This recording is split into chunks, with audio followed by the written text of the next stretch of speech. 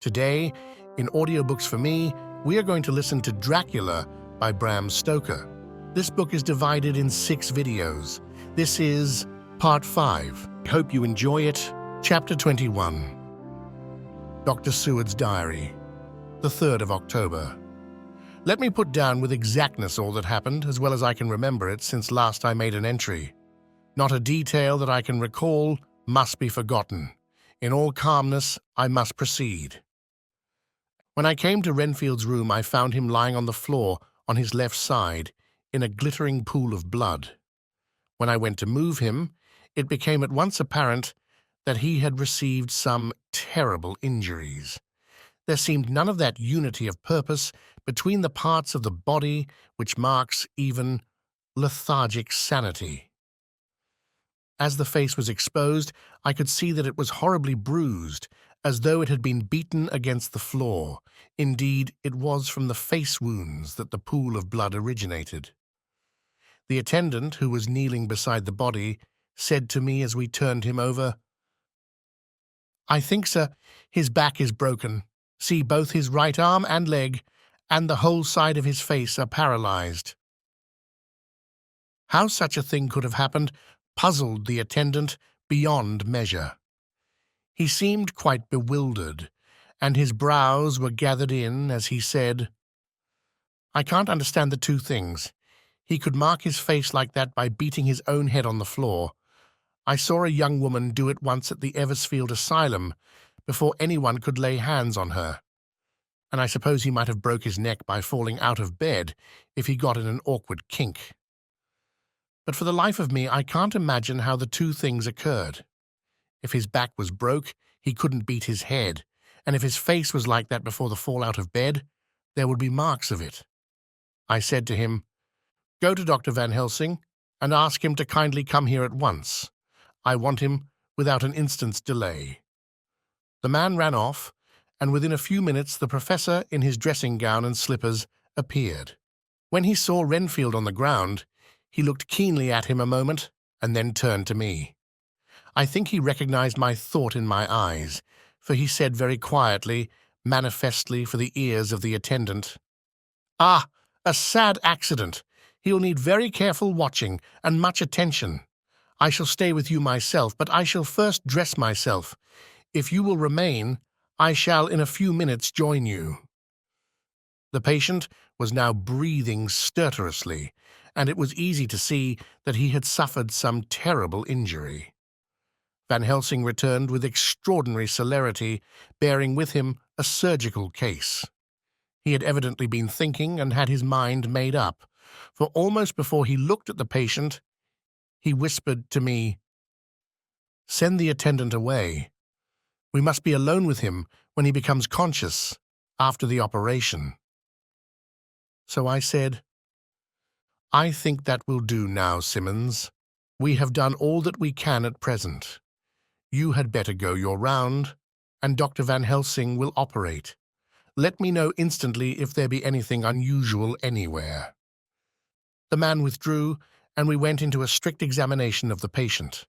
The wounds of the face was superficial. The real injury was a depressed fracture of the skull, extending right up through the motor area. The professor thought a moment and said, "We must reduce the pressure and get back to normal conditions as far as can be. The rapidity of the suffusion shows the terrible nature of his injury. The whole motor area seems affected. The suffusion of the brain will increase quickly, so we must trephine at once, or it may be too late." As he was speaking, there was a soft tapping at the door. I went over and opened it, and found in the corridor without Arthur and Quincy in pajamas and slippers. The former spoke. "I heard your man call up Dr. Van Helsing and tell him of an accident. So I woke Quincy, or rather called for him, as he was not asleep. Things are moving too quickly and too strangely for sound sleep for any of us these times. I've been thinking that tomorrow night we'll not see things as they have been. We'll have to look back and forward a little more than we have done. May we come in?" I nodded and held the door open till they had entered. Then I closed it again. When Quincy saw the attitude and state of the patient and noted the horrible pool on the floor, he said softly, "My God, what has happened to him? Poor, poor devil." I told him briefly, and added that we expected he would recover consciousness after the operation. For a short time, at all events. He went at once and sat down on the edge of the bed, with Godalming beside him. We all watched in patience. "We shall wait," said Van Helsing, "just long enough to fix the best spot for trephining, so that we may most quickly and perfectly remove the blood clot, for it is evident that the hemorrhage is increasing." The minutes during which we waited passed with fearful slowness. I had a horrible sinking in my heart, and from Van Helsing's face I gathered that he felt some fear or apprehension as to what was to come. I dreaded the words that Renfield might speak. I was positively afraid to think, but the conviction of what was coming was on me, as I have read of men who have heard the death watch. The poor man's breathing came in uncertain gasps. Each instant he seemed as though he would open his eyes and speak, but then would follow a prolonged, stertorous breath, and he would relapse into a more fixed insensibility. Inured as I was to sick-beds and death, this suspense grew and grew upon me. I could almost hear the beating of my own heart, and the blood surging through my temples sounded like blows from a hammer. The silence finally became agonizing. I looked at my companions one after another and saw from their flushed faces and damp brows that they were enduring equal torture. There was a nervous suspense over us all, as though overhead some dread bell would peal out powerfully when we should least expect it. At last there came a time when it was evident that the patient was sinking fast. He might die at any moment. I looked up at the professor and caught his eyes fixed on mine. His face was sternly set as he spoke. "There is no time to lose. His words may be worth many lives. I have been thinking so as I stood here. It may be there is a soul at stake. We shall operate just above the ear." Without another word, he made the operation. For a few moments the breathing continued to be stertorous. Then there came a breath so prolonged that it seemed as though it would tear open his chest. Suddenly his eyes opened and became fixed in a wild, helpless stare. This was continued for a few moments, then it softened into a glad surprise, and from the lips came a sigh of relief. He moved convulsively, and as he did so said, "I'll be quiet, Doctor. Tell them to take off the straitwaistcoat. I've had a terrible dream, and it has left me so weak that I cannot move. What's wrong with my face? It feels all swollen, and it smarts dreadfully." He tried to turn his head, but even with the effort his eyes seemed to grow glassy again, so I gently put it back. Then Van Helsing said in a quiet, grave tone, "Tell us your dream, Mr. Renfield." As he heard the voice, his face brightened through its mutilation, and he said, "That is Dr. Van Helsing. How good it is of you to be here. Give me some water, my lips are dry, and I shall try to tell you. I dreamed—" He stopped and seemed fainting. I called quietly to Quincy, "The brandy! It's in my study. Quick!" He flew and returned with a glass, the decanter of brandy and a carafe of water. We moistened the parched lips, and the patient quickly revived. It seemed, however, that his poor injured brain had been working in the interval, for, when he was quite conscious, he looked at me piercingly with an agonized confusion which I shall never forget, and said, "I must not deceive myself. It was no dream, but all a grim reality." Then his eyes roved round the room. As they caught sight of the two figures sitting patiently on the edge of the bed, he went on. If I were not sure already, I would know from them. For an instant his eyes closed, not with pain or sleep, but voluntarily, as though he were bringing all his faculties to bear. When he opened them, He said hurriedly and with more energy than he had yet displayed, "Quick, doctor, quick, I am dying. I feel that I have but a few minutes, and then I must go back to death, or worse, wet my lips with brandy again. I have something that I must say before I die, or before my poor crushed brain dies anyhow. Thank you. It was that night after you left me when I implored you to let me go away. I couldn't speak then, for I felt my tongue was tied, but I was as sane then, except in that way, as I am now. I was in an agony of despair for a long time after you left me. It seemed hours. Then there came a sudden peace to me. My brain seemed to become cool again, and I realized where I was. I heard the dogs bark behind our house, but not where he was." As he spoke, Van Helsing's eyes never blinked, but his hand came out and met mine, and gripped it hard. He did not, however, betray himself. He nodded slightly and said, "Go on," in a low voice. Renfield proceeded.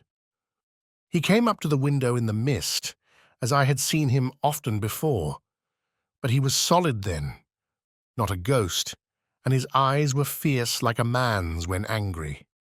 He was laughing with his red mouth. The sharp white teeth glinted in the moonlight when he turned to look back over the belt of trees to where the dogs were barking. I wouldn't ask him to come in at first, though I knew he wanted to, just as he had wanted all along. Then he began promising me things, not in words, but by doing them. He was interrupted by a word from the professor. "How?" "By making them happen, just as he used to send in the flies when the sun was shining. Great big fat ones with steel and sapphire on their wings, and big moths in the night with skull and crossbones on their backs." Van Helsing nodded to him as he whispered to me unconsciously, "The Acherontia aetetropos of the Sphinges, what you call the death's head moth." The patient went on without stopping. Then he began to whisper, "Rats, rats, rats, hundreds, thousands, millions of them, and everyone alive, and dogs to eat them, and cats too, all lives, all red blood with years of life in it, and not merely buzzing flies." I laughed at him, for I wanted to see what he could do. Then the dogs howled, away beyond the dark trees in his house. He beckoned me to the window. I got up and looked out, and he raised his hands and seemed to call out without using any words. A dark mass spread over the grass, coming on like the shape of a flame of fire. And then he moved the mist to the right and left, and I could see that there were thousands of rats with their eyes blazing red, like his, only smaller. He held up his hand, and they all stopped, and I thought he seemed to be saying, "All these lives will I give you, I, and many more and greater, through countless ages, if you will fall down and worship me." And then a red cloud, like the color of blood, seemed to close over my eyes. And before I knew what I was doing, I found myself opening the sash and saying to him, "Come in, Lord and Master." The rats were all gone, but he slid into the room through the sash, though it was only open an inch wide, just as the moon herself has often come in through the tiniest crack and has stood before me in all her size and splendor. His voice was weaker, so I moistened his lips with the brandy again, and he continued. But it seemed as though his memory had gone on, working in the interval for his story was further advanced. I was about to call him back to the point, but Van Helsing whispered to me, "Let him go on. Do not interrupt him. He cannot go back, and maybe could not proceed at all, if once he lost the thread of his thought."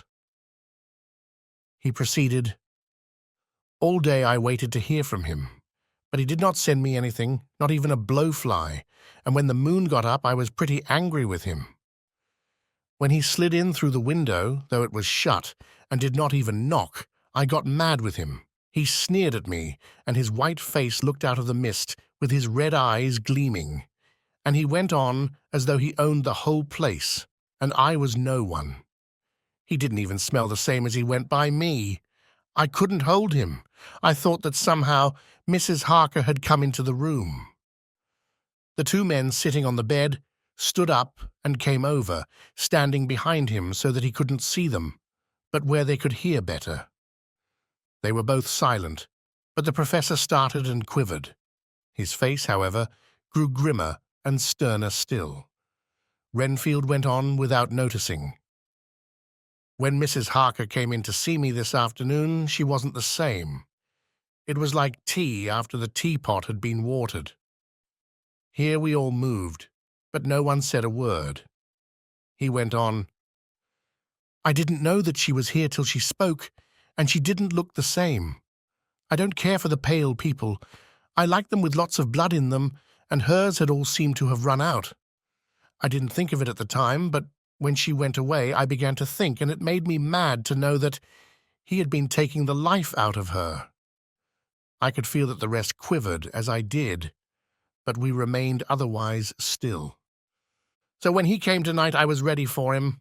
I saw the mist stealing in, and I grabbed it tight. I had heard that madmen have unnatural strength, and as I knew I was a madman, at times anyhow, I resolved to use my power.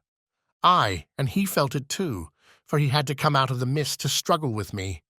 I held tight, and I thought I was going to win, for I didn't mean him to take any more of her life till I saw his eyes.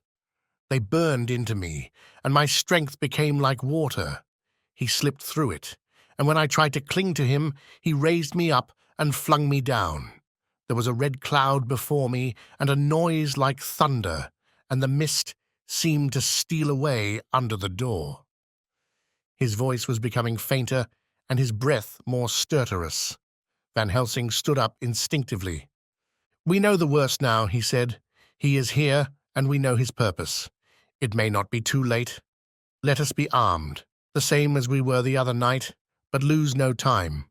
There is not an instant to spare." There was no need to put our fear, nay our conviction, into words. We shared them in common. We all hurried and took from our rooms the same things that we had when we entered the Count's house. The professor had his ready, and as we met in the corridor, he pointed to them significantly as he said, "They never leave me, and they shall not till this unhappy business is over. Be wise also, my friends. It is no common enemy that we deal with. Alas, alas, that dear Madam Mina should suffer." He stopped. His voice was breaking, and I do not know if rage or terror predominated in my own heart. Outside the Harkers' door we paused. Art and Quincy held back, and the latter said, "Should we disturb her?" "We must," said Van Helsing grimly. "If the door be locked, I shall break it in." "May it not frighten her terribly? It is unusual to break into a lady's room." Van Helsing said solemnly, "You are always right, but this is life and death. All chambers are alike to the doctor, and even were they not, they are all as one to me tonight. Friend John, when I turn the handle, if the door does not open, do you put your shoulder down and shove, and you too, my friends. Now—" He turned the handle as he spoke, but the door did not yield. We threw ourselves against it. With a crash it burst open, and we almost fell headlong into the room. The professor did actually fall, and I saw across him as he gathered himself up from hands and knees. What I saw appalled me. I felt my hair rise like bristles on the back of my neck, and my heart seemed to stand still. The moonlight was so bright that through the thick yellow blind the room was light enough to see. On the bed beside the window lay Johnathan Harker, his face flushed and breathing heavily as though in a stupor. Kneeling on the near edge of the bed, facing outwards, was the white-clad figure of his wife. By her side stood a tall, thin man, clad in black. His face was turned from us, but the instant we saw, we all recognized the Count in every way, even to the scar on his forehead. With his left hand, he held both Mrs. Harker's hands, keeping them away with her arms at full tension. His right hand gripped her by the back of the neck, forcing her face down on his bosom. Her white nightdress was smeared with blood, and a thin stream trickled down the man's bare breast, which was shown by his torn-open dress.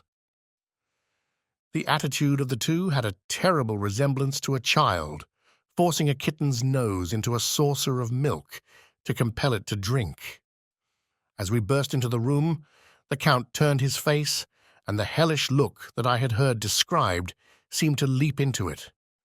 His eyes flamed red with devilish passion. The great nostrils of the white aquiline nose opened wide and quivered at the edge, and the white sharp teeth behind the full lips of the blood-dripping mouth champed together like those of a wild beast. With a wrench, which threw his victim back upon the bed as though hurled from a height, he turned and sprang at us. But by this time the professor had gained his feet and was holding towards him the envelope which contained the sacred wafer. The Count suddenly stopped, just as poor Lucy had done outside the tomb, and cowered back.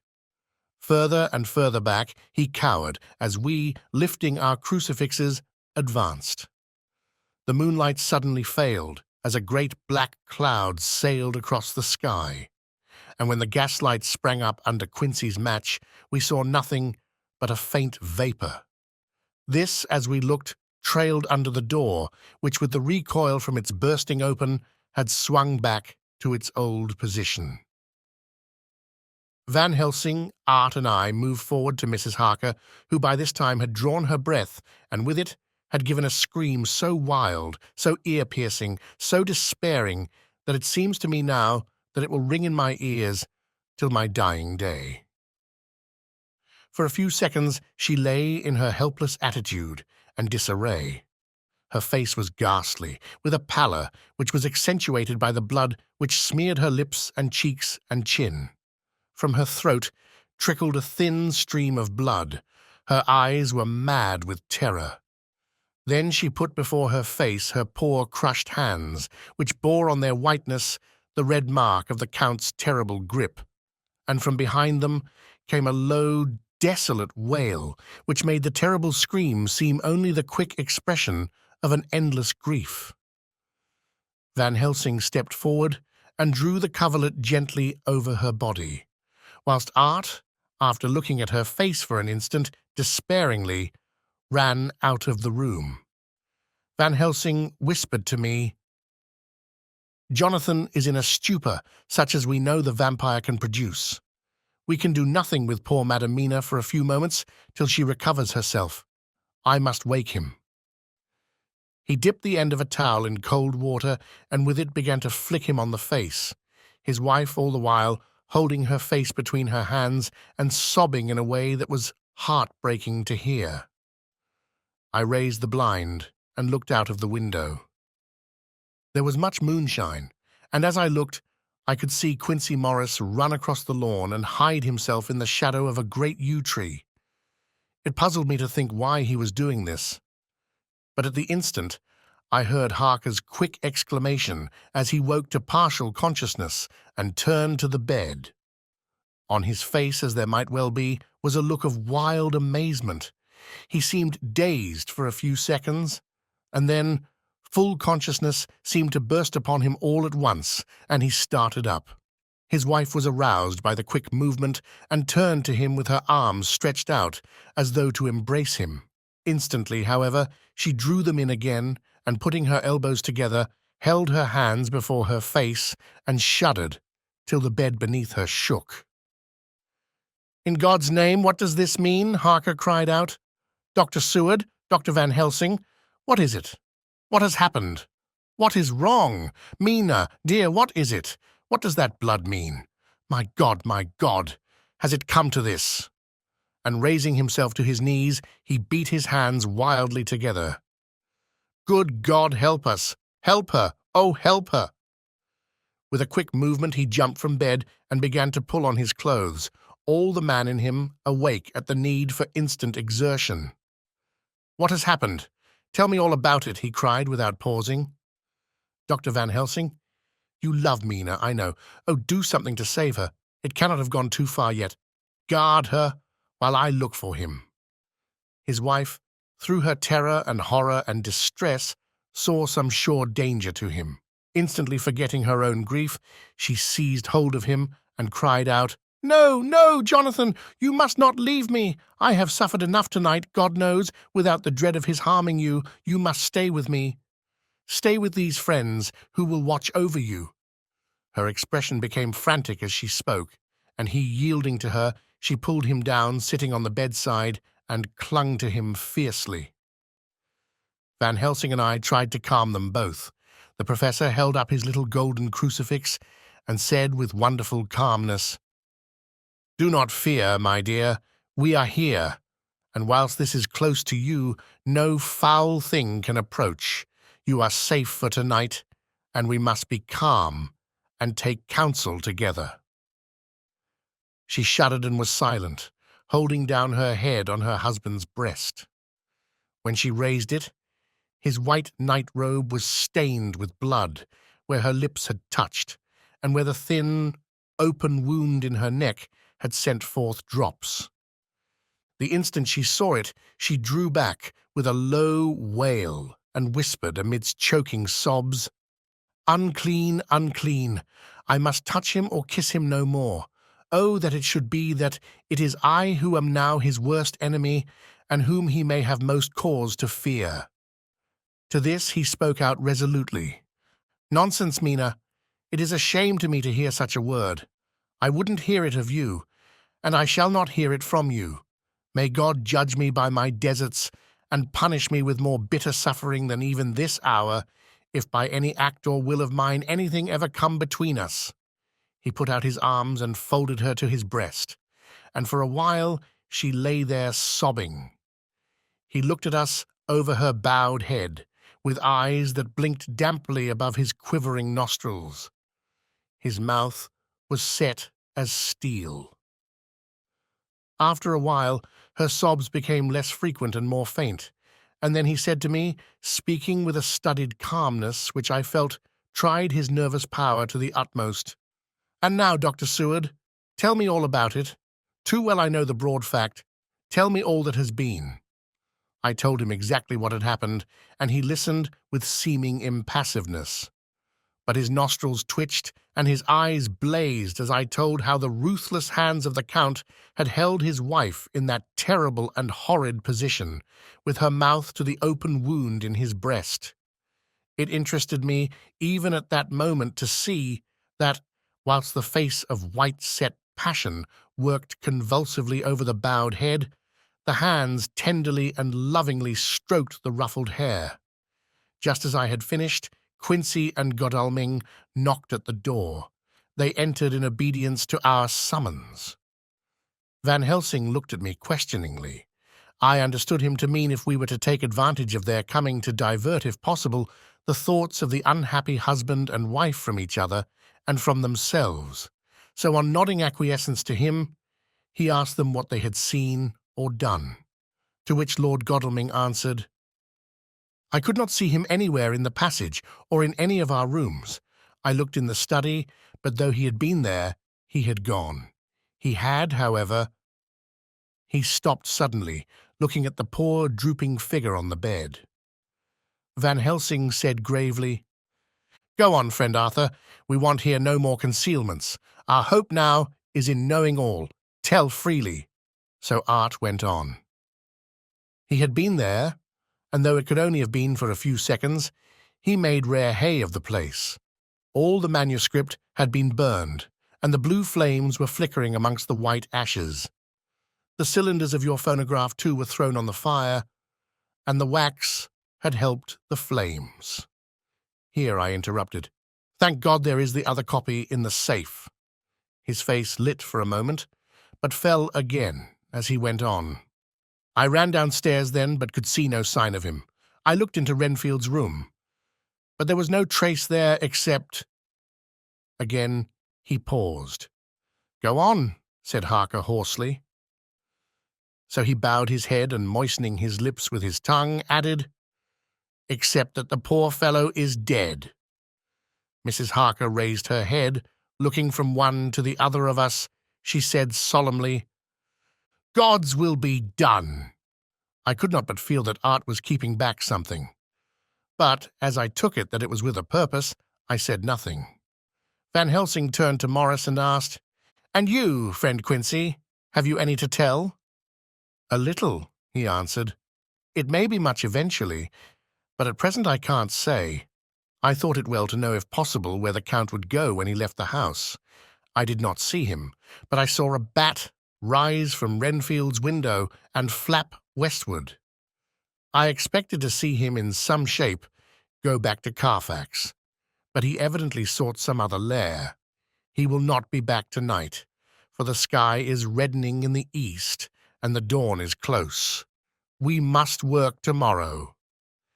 He said the latter words through his shut teeth. For a space of perhaps a couple of minutes there was silence, and I could fancy that I could hear the sound of our hearts beating.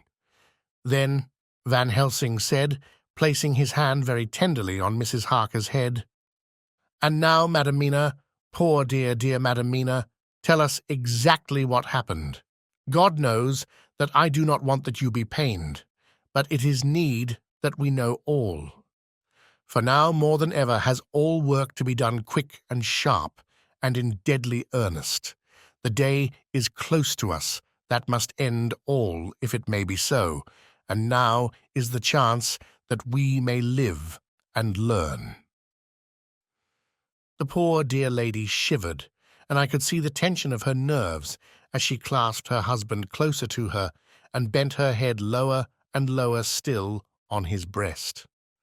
Then she raised her head proudly and held out one hand to Van Helsing, who took it in his, and, after stooping and kissing it reverently, held it fast.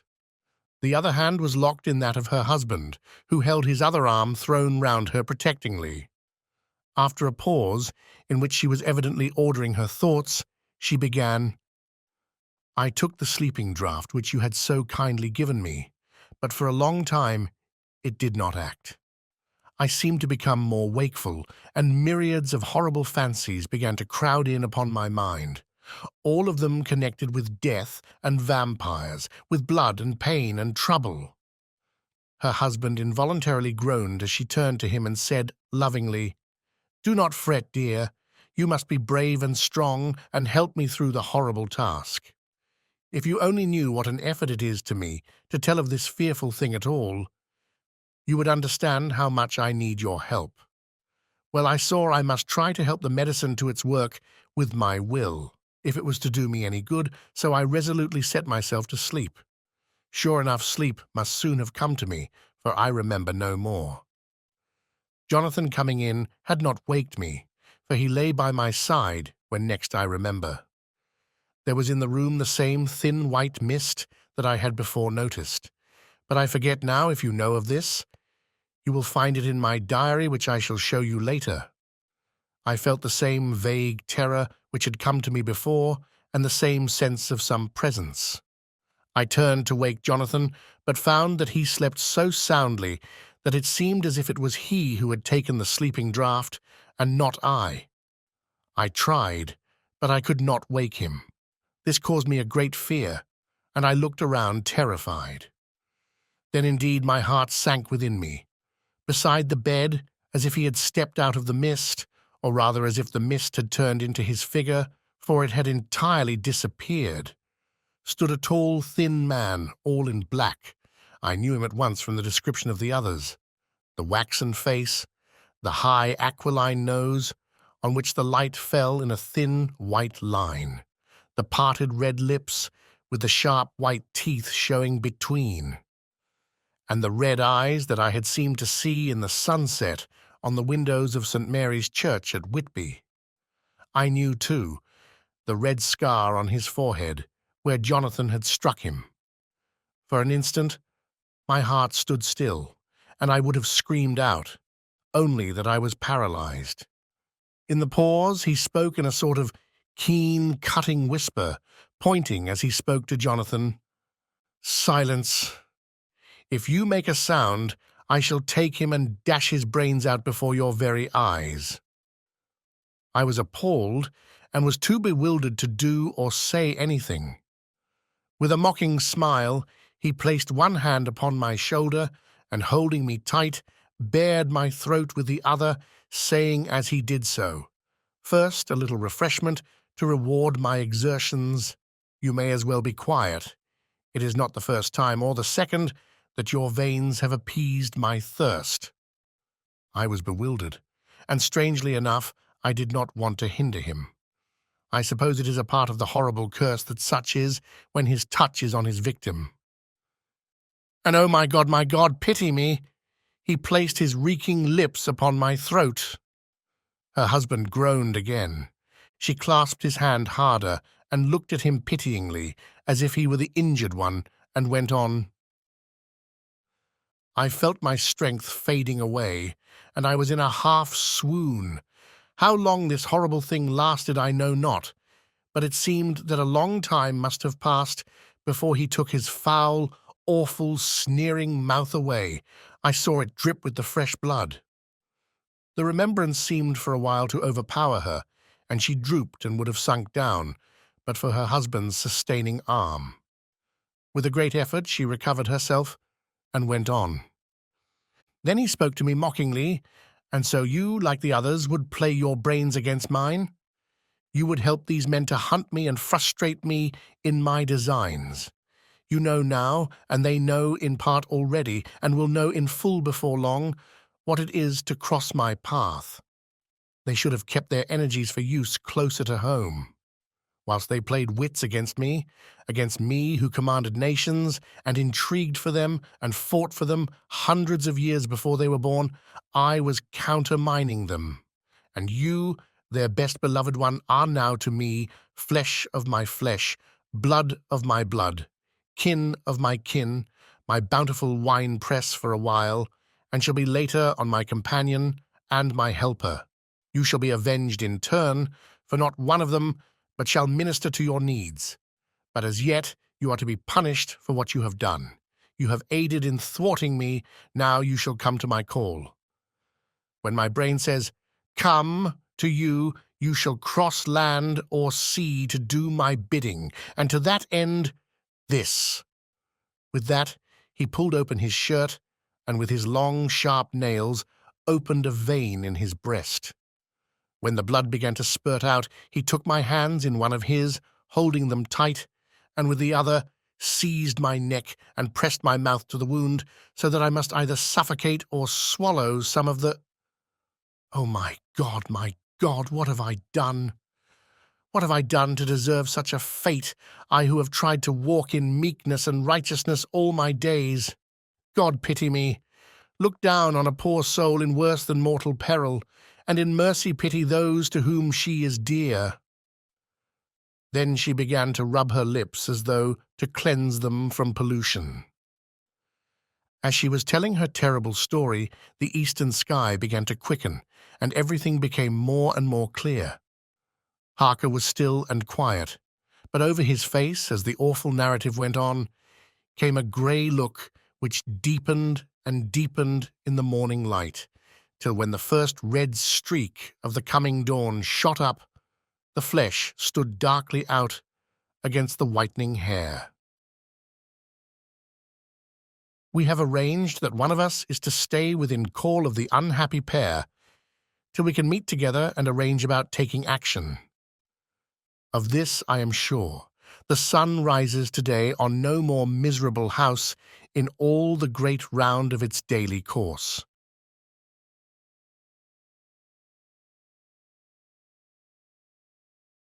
Chapter 22. Johnathan Harker's Journal, the 3rd of October.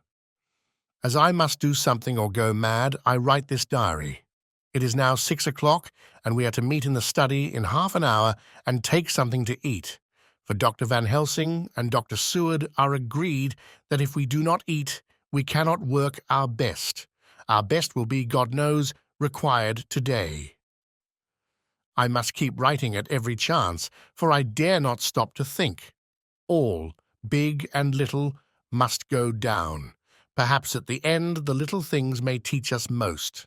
The teaching, big or little, could not have landed Mina or me anywhere worse than we are today. However, we must trust and hope. Poor Mina told me just now, with the tears running down her dear cheeks, that it is in trouble and trial that our faith is tested, that we must keep on trusting, and that God will aid us up to the end. The end. Oh my God, what end? To work. To work. When Dr. Van Helsing and Dr. Seward had come back from seeing poor Renfield, we went gravely into what was to be done. First, Dr. Seward told us that when he and Dr. Van Helsing had gone down to the room below, they had found Renfield lying on the floor, all in a heap. His face was all bruised and crushed in, and the bones of the neck were broken. Dr. Seward asked the attendant who was on duty in the passage if he had heard anything. He said that he had been sitting down. He confessed to half-dozing when he heard loud voices in the room, and then Renfield had called out loudly several times, "God! God! God!" After that, there was a sound of falling, and when he entered the room, he found him lying on the floor, face down, just as the doctors had seen him. Van Helsing asked if he had heard voices or a voice, and he said he could not say, that at first it had seemed to him as if there were two, but as there was no one in the room it could have been only one. He could swear to it, if required, that the word God was spoken by the patient. Dr. Seward said to us when we were alone that he did not wish to go into the matter. The question of an inquest had to be considered, and it would never do to put forward the truth, as no one would believe it.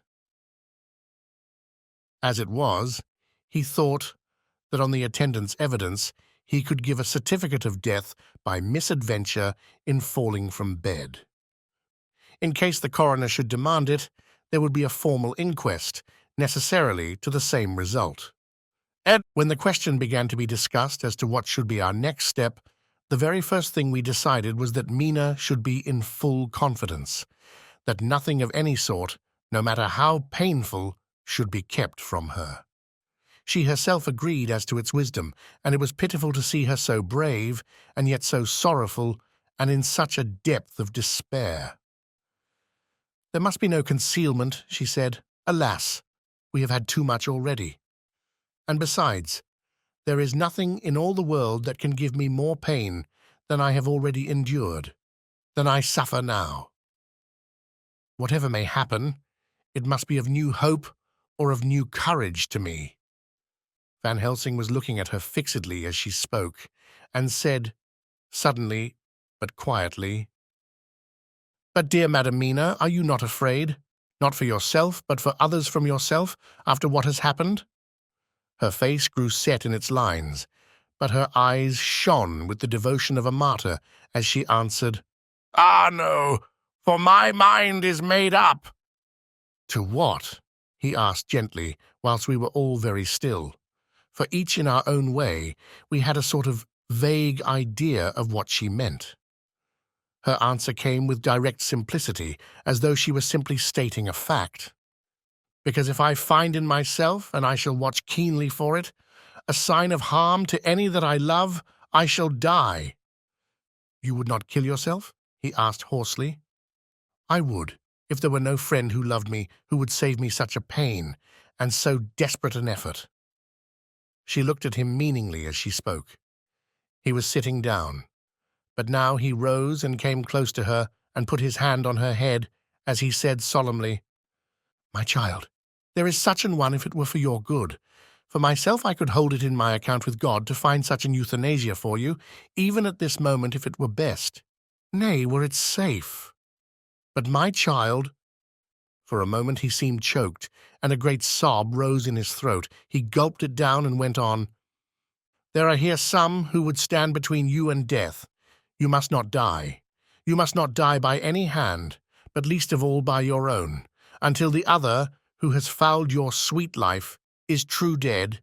You must not die. For if he is still with the quick undead, your death would make you even as he is. No, you must live. You must struggle and strive to live, though death would seem a boon unspeakable. You must fight death himself, though he come to you in pain or in joy, by the day or the night, in safety or in peril. On your living soul I charge you that you do not die, nay, nor think of death, till this great evil be past." The poor dear grew white as death, and shook and shivered as I have seen a quicksand shake and shiver at the incoming of the tide. We were all silent. We could do nothing. At length she grew more calm, and turning to him said sweetly, but oh so sorrowfully as she held out her hand, "I promise you, my dear friend, that if God will let me live, I shall strive to do so, till, if it may be in his good time, this horror may have passed away from me." She was so good and brave that we all felt that our hearts were strengthened to work and endure for her, and we began to discuss what we were to do. I told her that she was to have all the papers in the safe, and all the papers or diaries and phonographs we might hereafter use, and was to keep the record as she had done before. She was pleased with the prospect of anything to do, if pleased could be used in connection with so grim an interest. As usual, Van Helsing had thought ahead of everyone else, and was prepared with an exact ordering of our work. "It is perhaps well," he said, "that at our meeting after our visit to Carfax, we decided not to do anything with the earth boxes that lay there. Had we done so, the Count must have guessed our purpose, and would doubtless have taken measures in advance to frustrate such an effort with regard to the others. But now he does not know our intentions. Nay, more in all probability, he does not know that such a power exists to us as can sterilize his lairs, so that he cannot use them as of old. We are now so much further advanced in our knowledge as to their disposition that, when we have examined the house in Piccadilly, we may track the very last of them. Today, then, is ours, and in it rests our hope. The sun that rose on our sorrow this morning guards us in its course. Until it sets tonight, that monster must retain whatever form he now has. He is confined within the limitations of his earthly envelope. He cannot melt into thin air nor disappear through cracks or chinks or crannies. If he go through a doorway, he must open the door like a mortal, and so we have this day to hunt out all his lairs and sterilize them. So we shall, if we have not yet catch him and destroy him, drive him to bay in some place where the catching and the destroying shall be, in time, sure. Here I started up, for I could not contain myself at the thought that the minutes and seconds, so preciously laden with Mina's life and happiness, were flying from us, since whilst we talked, action was impossible. But Van Helsing held up his hand warningly. "Nay, friend Johnathan," he said, "in this, the quickest way home is the longest way, so your proverbs say. We shall all act and act with desperate quick when the time has come. But think, in all probable, the key of the situation is in that house in Piccadilly. The Count may have many houses which he has bought. Of them he will have deeds of purchase, keys, and other things. He will have paper that he write on, he will have his book of checks. There are many belongings that he must have somewhere. Why not in this place so central, so quiet, where he come and go by the front or the back at all hour, when in the very vast of the traffic there is none to notice? We shall go there and search that house, and when we learn what it holds, then we do what our friend Arthur call, in his phrases of hunts, top the earths. And so we run down our old fox. So, is it not? Then let us come at once, I cried. We are wasting the precious, precious time. The professor did not move, but simply said, "And how are we to get into that house in Piccadilly?" "Any way," I cried. "We shall break in if need be." "And your police? Where will they be and what will they say?" I was staggered. But I knew that if he wished to delay, he had a good reason for it. So I said, as quietly as I could, "Don't wait more than need be. You know, I am sure, what torture I am in." "Ah, my child, that I do. and indeed there is no wish of me to add to your anguish. But just think, what can we do until all the world be at movement? Then will come our time. I have thought, and it seems to me that the simplest way is the best of all. Now we wish to get into the house, but we have no key. Is it not so?" I nodded. "Now suppose that you were in truth the owner of that house and could not still get in, and think there was to you no conscience of the housebreaker, what would you do?" "I should get a respectable locksmith and set him to work to pick the lock for me." "And your police? They would interfere, would they not?" "Oh, no, not if they knew the man was properly employed." "Then," he looked at me as keenly as he spoke, "all that is in doubt is the conscience of the employer, and the belief of your policeman as to whether or no that employer has a good conscience or a bad one. Your police must indeed be zealous men and clever, oh so clever, in reading the heart, that they trouble themselves in such matter.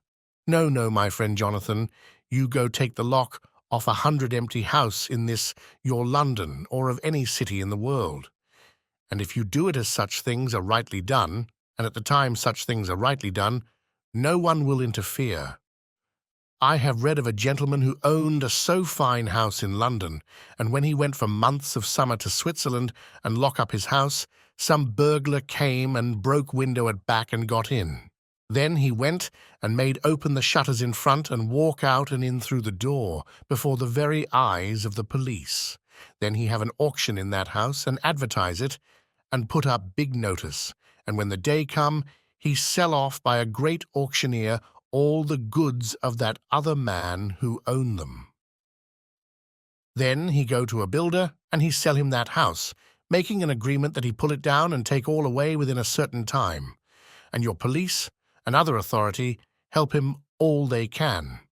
And when that owner come back from his holiday in Switzerland, he find only an empty hole where his house had been. This was all done en règle, and in our work we shall be en règle too. We shall not go so early that the policemen who have then little to think of shall deem it strange, but we shall go after 10 o'clock when there are many about, and such things would be done were we indeed owners of the house." I could not but see how right he was, and the terrible despair of Mina's face became relaxed a thought. There was hope in such good counsel. Van Helsing went on. "When once within that house, we may find more clues. At any rate, some of us can remain there whilst the rest find the other places where there be more earth-boxes, at Bermondsey and Mile End." Lord Godalming stood up. "I can be of some use here," he said. "I shall wire to my people to have horses and carriages where they will be most convenient." "Look here, old fellow," said Morris, "it is a capital idea to have all ready in case we want to go horsebacking.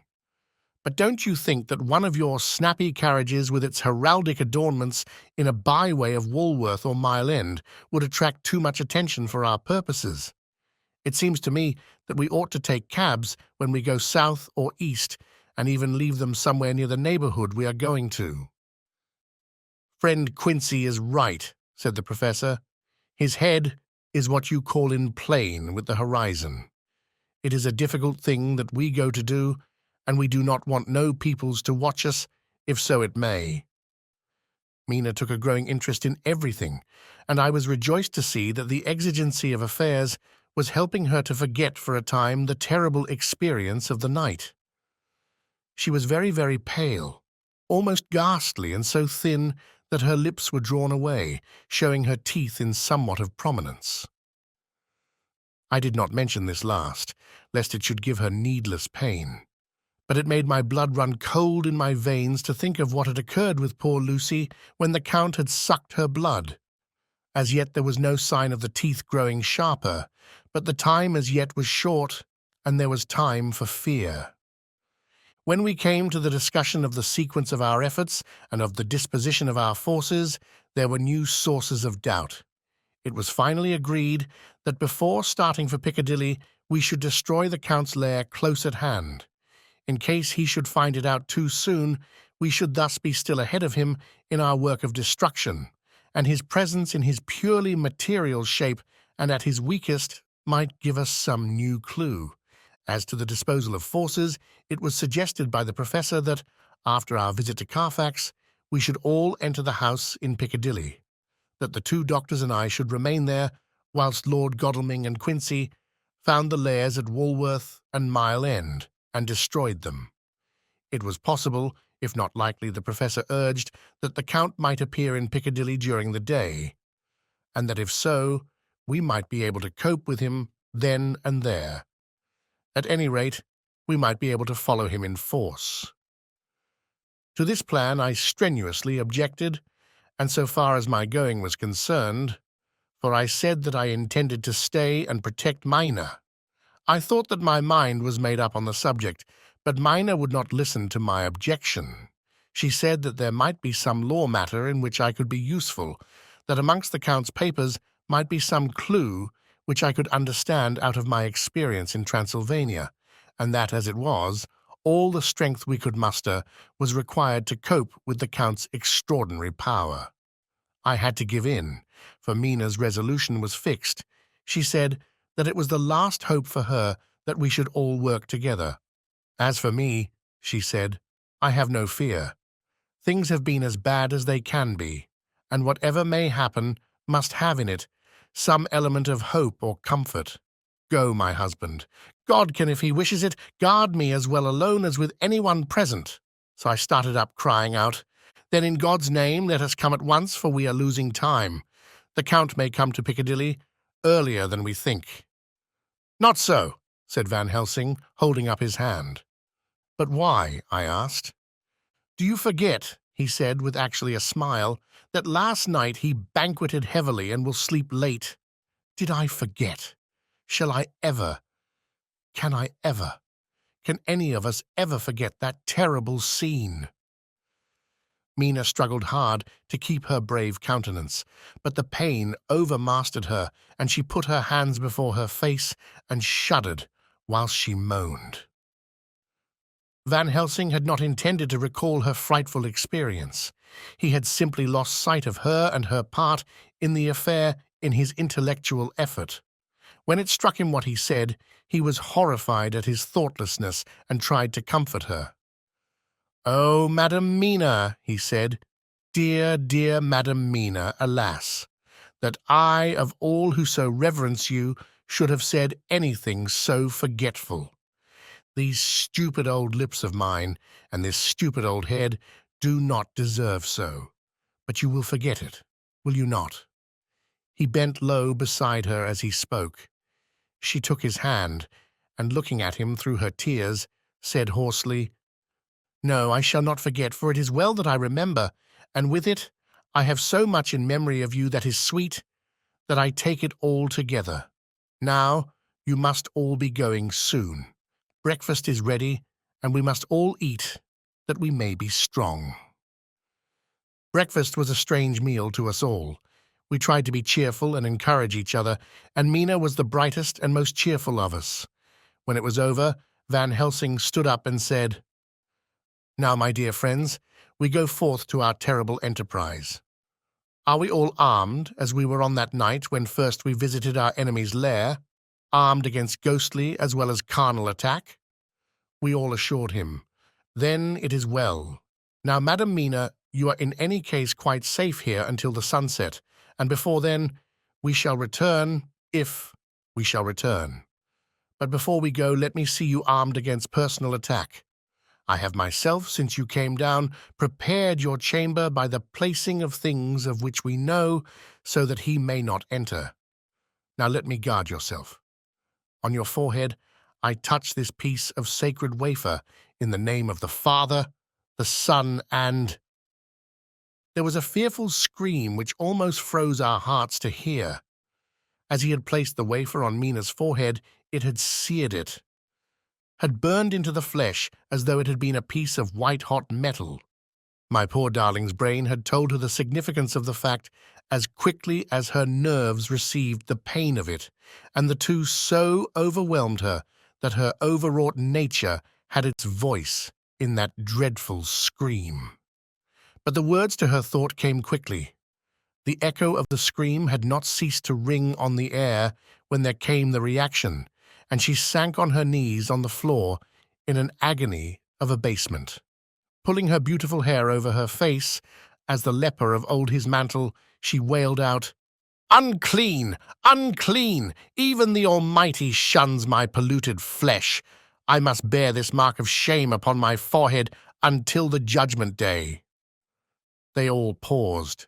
I had thrown myself beside her in an agony of helpless grief, and putting my arms around, held her tight. For a few minutes our sorrowful hearts beat together, whilst the friends around us turned away their eyes, that ran tears silently. Then Van Helsing turned and said gravely, so gravely that I could not help feeling that he was in some way inspired and was stating things outside himself. "It may be that you may have to bear that mark till God himself see fit, as he most surely shall on the judgment day, to redress all wrongs of the earth and of his children that he has placed thereon. And oh, Madam Mina, my dear, may we who love you be there to see, when that red scar, the sign of God's knowledge of what has been, shall pass away and leave your forehead as pure as the heart we know.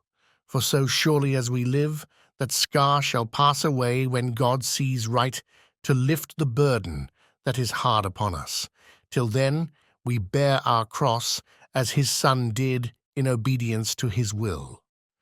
It may be that we are chosen instruments of his good pleasure, and that we ascend to his bidding as that other through stripes and shame, through tears and blood, through doubts and fears, and all that makes the difference between God and man." There was hope in his words and comfort, and they made for resignation. Mina and I both felt so, and simultaneously we each took one of the old man's hands and bent over and kissed it. Then, without a word, we all knelt down together, and all holding hands, swore to be true to each other. We men pledged ourselves to raise the veil of sorrow from the head of her whom, each in his own way, we loved, and we prayed for help and guidance in the terrible task which lay before us. It was then time to start. So I said farewell to Mina, a parting which neither of us shall forget to our dying day. And we set out. To one thing I have made up my mind. If we find out that Mina must be a vampire in the end, then she shall not go into that unknown and terrible land alone. I suppose it is thus that in old times one vampire meant many. Just as their hideous bodies could only rest in sacred earth, so the holiest love was the recruiting sergeant for their ghastly ranks. We entered Carfax without trouble and found all things the same as on the first occasion. It was hard to believe that amongst so prosaic surroundings of neglect and dust and decay there was any ground for such fear as already we knew. Had not our minds been made up, and had there not been terrible memories to spur us on, we could hardly have proceeded with our task. We found no papers or any sign of use in the house, and in the old chapel the great boxes looked just as we had seen them last. Dr. Van Helsing said to us solemnly as we stood before them, "And now, my friends, we have a duty here to do. We must sterilize this earth, so sacred of holy memories that he has brought from a far distant land for such fell use. He has chosen this earth because it has been holy. Thus we defeat him with his own weapon, for we make it more holy still. It was sanctified to such use of man. Now we sanctify it to God." As he spoke, he took from his bag a screwdriver and a wrench, and very soon the top of one of the cases was thrown open. The earth smelled musty and close, but we didn't somehow seem to mind, for our attention was concentrated on the professor. Taking from his box a piece of the sacred wafer, he laid it reverently on the earth, and then shutting down the lid, began to screw it home, we aiding him as he worked. One by one we treated in the same way each of the great boxes, and left them as we had found them to all appearance, but in each was a portion of the host. When we closed the door behind us, the professor said solemnly, "So much is already done.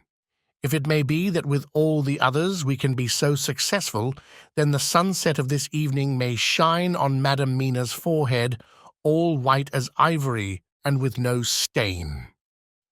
As we passed across the lawn on our way to the station to catch our train, we could see the front of the asylum. I looked eagerly, and in the window of my own room saw Mina. I waved my hand to her and nodded to tell that our work there was successfully accomplished. She nodded in reply to show that she understood. The last I saw, she was waving her hand in farewell.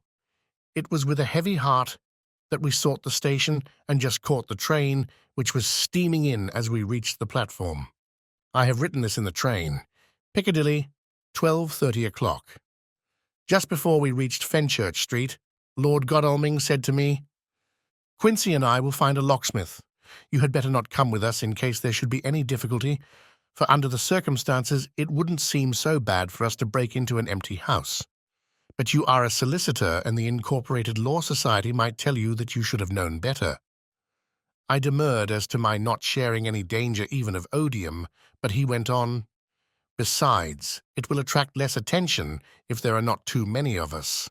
My title will make it all right with the locksmith and with any policeman that may come along. You had better go with Jack and the professor and stay in the Green Park, somewhere in sight of the house. And when you see the door opened and the smith has gone away, do you all come across. We shall be on the lookout for you and shall let you in." "The advice is good," said Van Helsing, so we said no more. Godalming and Morris hurried off in a cab, we following in another. At the corner of Arlington Street, our contingent got out and strolled into the Green Park. My heart beat as I saw the house on which so much of our hope was centered, looming up grim and silent in its deserted condition amongst its more lively and spruce-looking neighbors. We sat down on a bench within good view and began to smoke cigars, so as to attract as little attention as possible. The minutes seemed to pass with leaden feet as we waited for the coming of the others. At length we saw a four-wheeler drive up. Out of it, in leisurely fashion, got Lord Godalming and Morris, and down from the box descended a thick-set working man with his rush-woven basket of tools. Morris paid the cabman, who touched his hat and drove away. Together, the two ascended the steps, and Lord Godalming pointed out what he wanted done. The workman took off his coat leisurely and hung it on one of the spikes of the rail, saying something to a policeman who just then sauntered along. The policeman nodded acquiescence, and the man, kneeling down, placed his bag beside him. After searching through it, he took out a selection of tools which he produced to lay beside him in orderly fashion. Then he stood up, looked into the keyhole, blew into it, and turning to his employers, made some remark. Lord Godalming smiled, and the man lifted a good-sized bunch of keys. Selecting one of them, he began to probe the lock, as if feeling his way with it. After fumbling about for a bit, he tried a second, and then a third. All at once the door opened under a slight push from him, and he and the two others entered the hall. We sat still. My own cigar burnt furiously, but Van Helsing's went cold altogether. We waited patiently as we saw the workman come out and bring in his bag. Then he held the door partly open, steadying it with his knees, whilst he fitted a key to the lock. This he finally handed to Lord Godalming, who took out his purse and gave him something. The man touched his hat, took his bag, put on his coat and departed. Not a soul took the slightest notice of the whole transaction. When the man had fairly gone, we three crossed the street and knocked at the door. It was immediately opened by Quincy Morris, beside whom stood Lord Godalming lighting a cigar. "The place smells so vilely," said the latter as we came in. It did indeed smell vilely, like the old chapel at Carfax, and with our previous experience, it was plain to us that the Count had been using the place pretty freely. We moved to explore the house, all keeping together in case of attack, for we knew we had a strong and wily enemy to deal with, and as yet we did not know whether the Count might not be in the house. In the dining room, which lay at the back of the hall, we found 8 boxes of earth, 8 boxes only out of the 9 which we sought. Our work was not over and would never be until we should have found the missing box. First, we opened the shutters of the window, which looked out across a narrow, stone-flagged yard at the blank face of a stable, pointed to look like the front of a miniature house. There were no windows in it, so we were not afraid of being overlooked. We did not lose any time in examining the chests. With the tools which we had brought with us, we opened them, one by one, and treated them as we had treated those others in the old chapel. It was evident to us that the Count was not at present in the house, and we proceeded to search for any of his effects.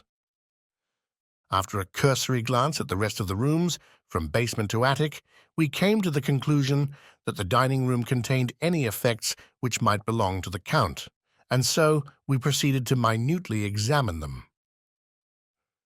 They lay in a sort of orderly disorder on the great dining room table. There were title deeds of the Piccadilly house in a great bundle, deeds of the purchase of the houses at Mile End and Bermondsey, notepaper, envelopes and pens and ink. All were covered up in thin wrapping paper to keep them from the dust. There were also a clothes brush, a brush and comb, and a jug and basin, the latter containing dirty water, which was reddened as if with blood. Last of all was a little heap of keys of all sorts and sizes, probably those belonging to the other houses.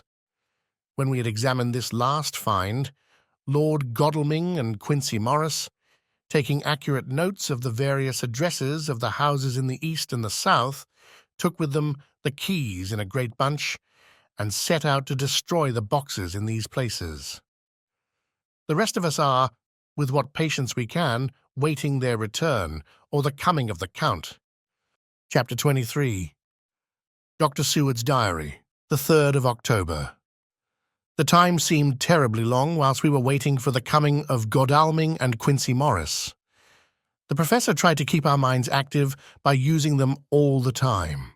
I could see his beneficent purpose by the side glances which he threw from time to time at Harker. The poor fellow is overwhelmed in a misery that is appalling to see.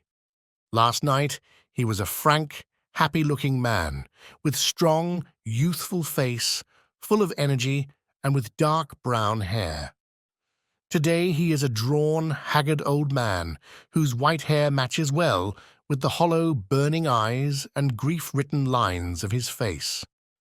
His energy is still intact. In fact, he is like a living flame. This may yet be his salvation, for if all go well, it will tide him over the despairing period. He will then, in a kind of way, wake again to the realities of life. Poor fellow, I thought my own trouble was bad enough, but his— The professor knows this well enough, and is doing his best to keep his mind active. What he has been saying was, under the circumstances, of absorbing interest. So well as I can remember, here it is.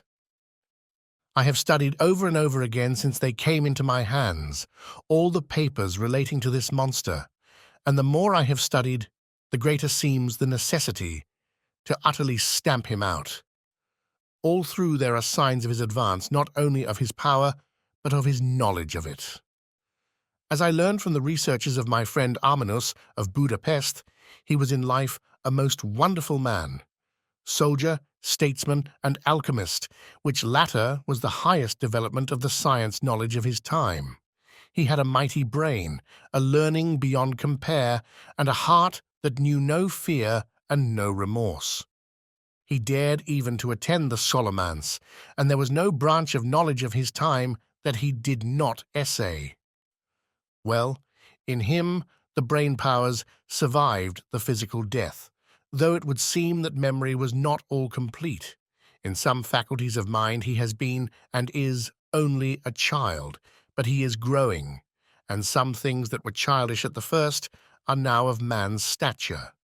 He is experimenting and doing it well, and if it had not been that we have crossed his path, he may be yet, if we fail, the father or furtherer of a new order of beings, whose road must lead through death, not life. Harker groaned and said, "And this is all arrayed against my darling. But how is he experimenting? The knowledge may help us to defeat him. He has all along, since his coming, been trying his power, slowly but surely. That big child brain of his is working. Well, for us it is as yet a child brain, for had he dared at the first to attempt certain things, he would long ago have been beyond our power.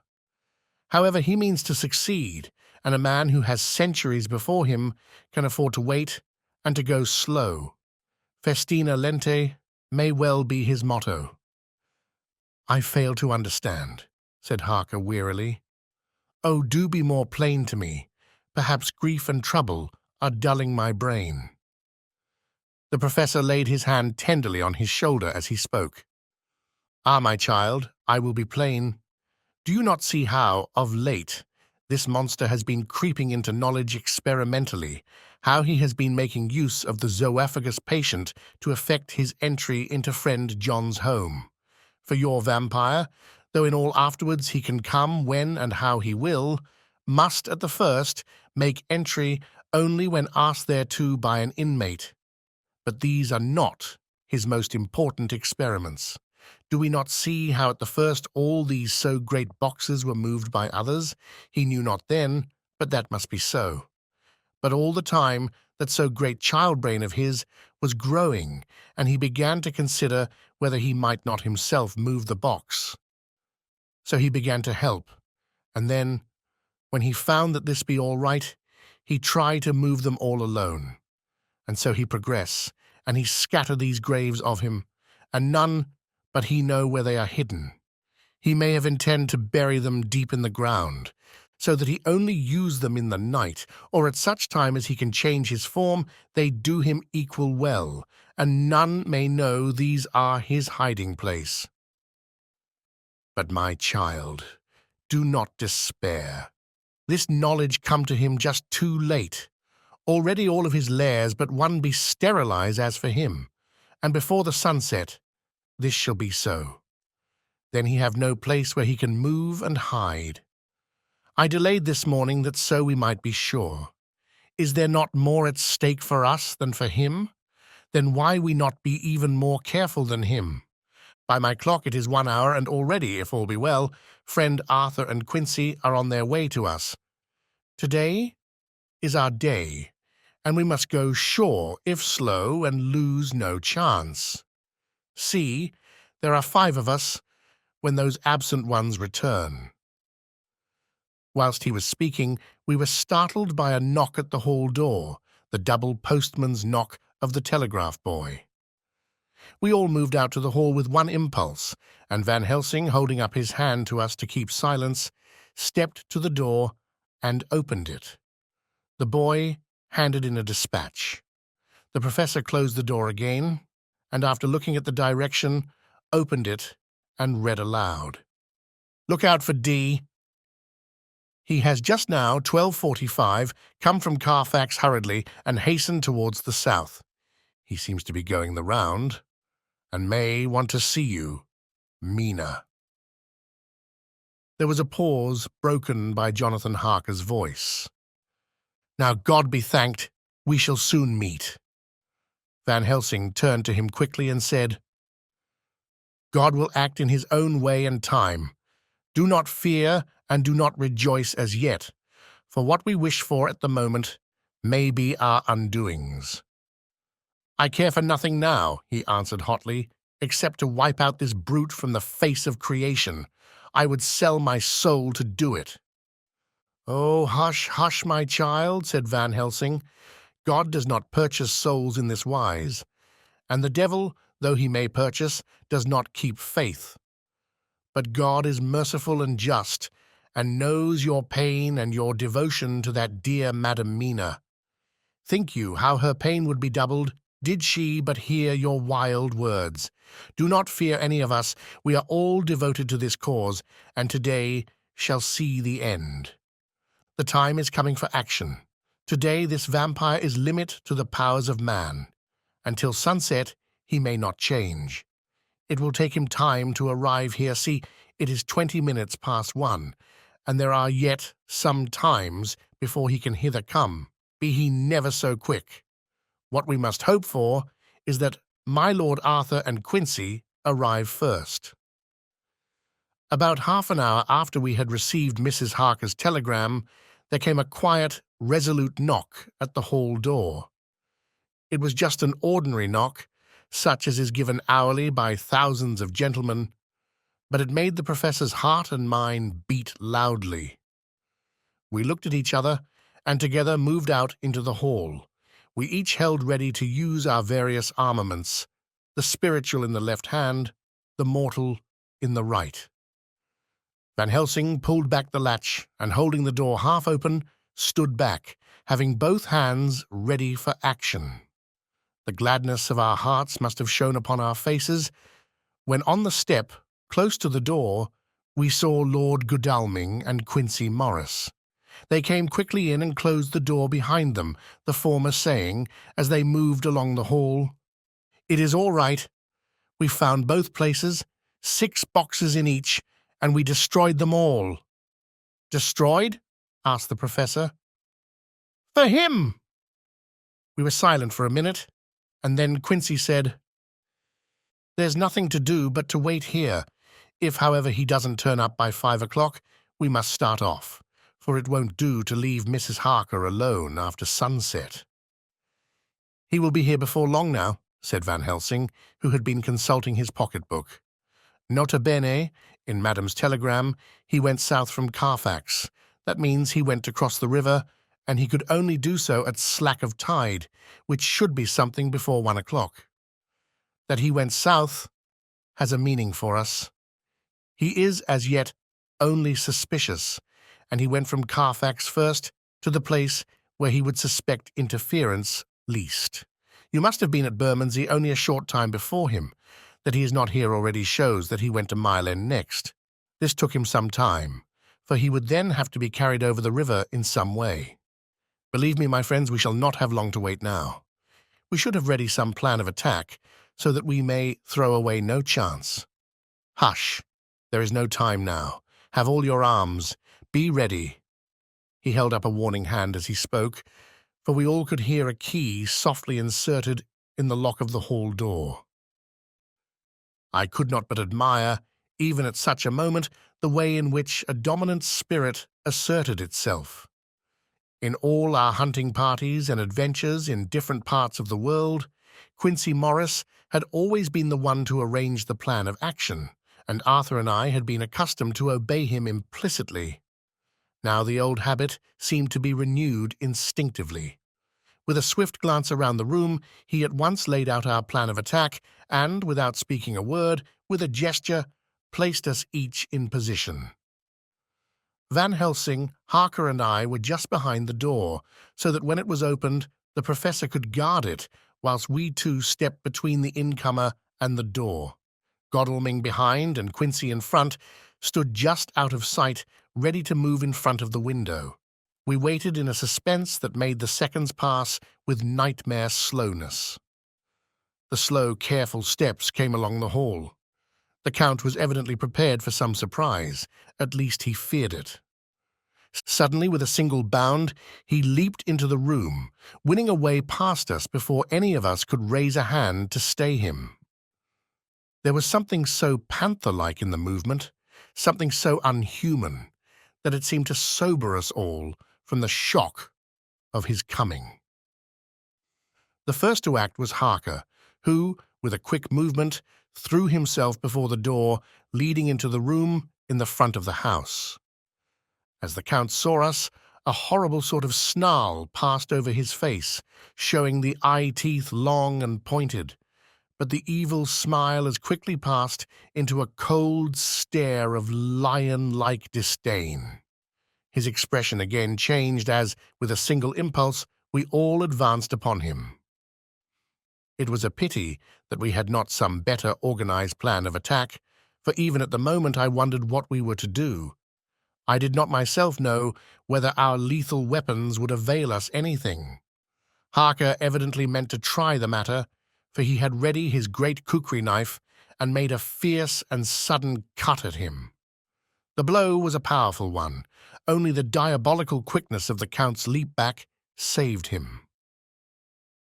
A second less, and the truncheon blade had shorn through his heart.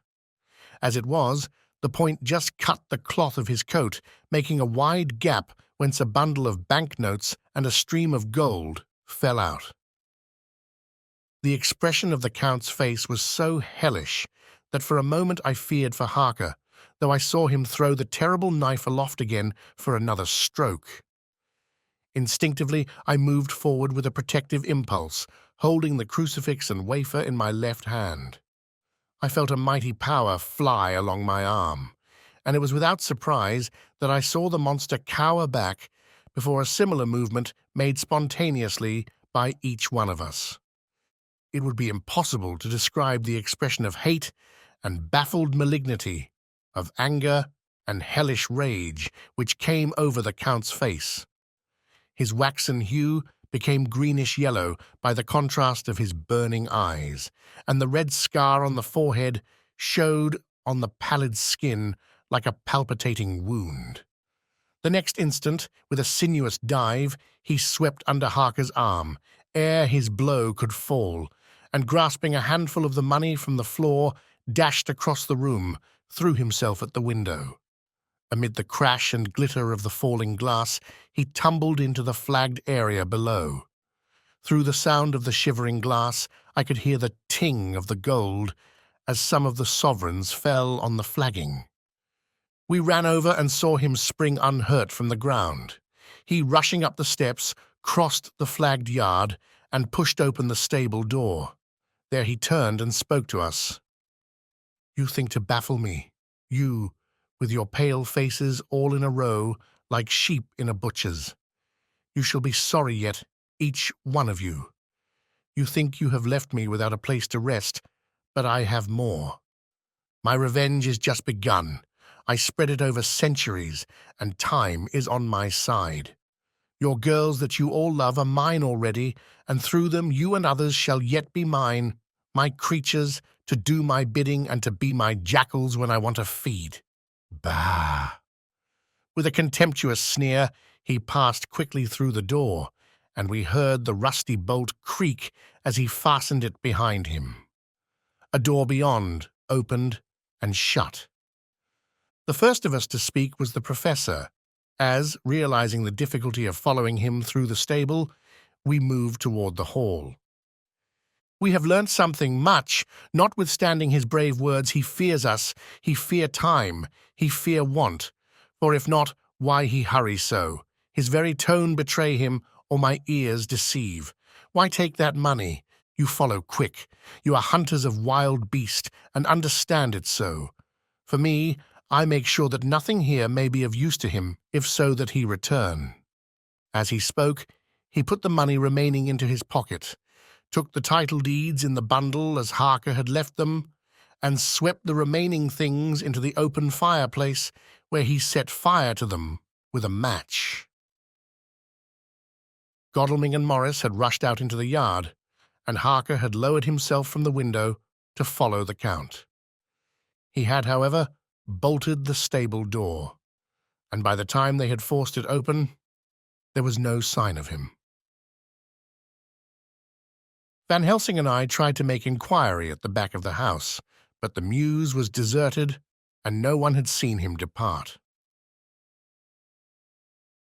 It was now late in the afternoon, and sunset was not far off. We had to recognize that our game was up. With heavy hearts we agreed with the professor when he said, "Let us go back to Madam Mina. Poor, poor dear Madam Mina. All we can do just now is done, and we can there, at least, protect her. But we need not despair. There is but one more earth-box, and we must try to find it. When that is done, all may yet be well." I could see that he spoke as bravely as he could to comfort Harker. The poor fellow was quite broken down. Now and again he gave a low groan, which he could not suppress. He was thinking of his wife.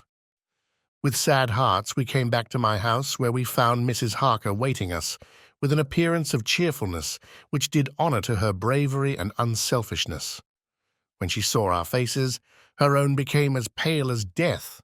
For a second or two her eyes were closed, as if she were in secret prayer, and then she said cheerfully, "I can never thank you all enough. Oh, my poor darling." As she spoke, she took her husband's grey head in her hands and kissed it. "Lay your poor head here and rest it. All will yet be well, dear. God will protect us if he so will it in his good intent." The poor fellow groaned. There was no place for words in his sublime misery. We had a sort of perfunctory supper together, and I think it cheered us all up somewhat. It was, perhaps, the mere animal heat of food to hungry people, for none of us had eaten anything since breakfast, or the sense of companionship may have helped us. But anyhow, we were all less miserable, and saw the morrow as not altogether without hope. True to our promise, we told Mrs. Harker everything which had passed, and although she grew snowy white at times when danger had seemed to threaten her husband, and red at others when his devotion to her was manifested, she listened bravely and with calmness. When we came to the part where Harker had rushed at the Count so recklessly, she clung to her husband's arm and held it tight, as though her clinging could protect him from any harm that might come. She said nothing, however, till the narration was all done, and matters had been brought right up to the present time. Then, without letting go her husband's hand, she stood up amongst us and spoke.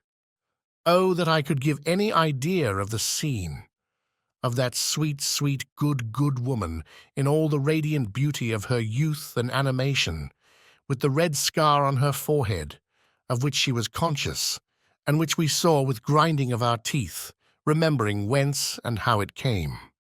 Her loving kindness against our grim hate, her tender faith against all our fears and doubting. And we, knowing that so far as symbols went, she with all her goodness and purity and faith was outcast from God. "Johnathan," she said, and the words sounded like music on her lips, it was so full of love and tenderness. "Johnathan, dear, and you, all my true friends, I want you to bear something in mind through all this dreadful time. I know that you must fight, that you must destroy, even as you destroyed the false Lucy, so that the true Lucy might live hereafter. But it is not a work of hate. That poor soul who has wrought all this misery is the saddest case of all. Just think what will be his joy when he too is destroyed in his worser part, that his better part may have spiritual immortality. You must be pitiful to him too, though it may not hold your hands from his destruction." As she spoke, I could see her husband's face darken and draw together, as though the passion in him were shrivelling his being to its core. Instinctively, the clasp on his wife's hand grew closer, till his knuckles looked white. She did not flinch from the pain which I knew she must have suffered, but looked at him with eyes that were more appealing than ever. As she stopped speaking, he leaped to his feet, almost tearing his hand from hers as he spoke. "May God give him into my hand just for long enough to destroy that earthly life of him which we are aiming at. If beyond it I could send his soul for ever and ever to burning hell, I would do it. Oh, hush, in the name of the good God. Don't say such things, Johnathan, my husband, or you will crush me with fear and horror.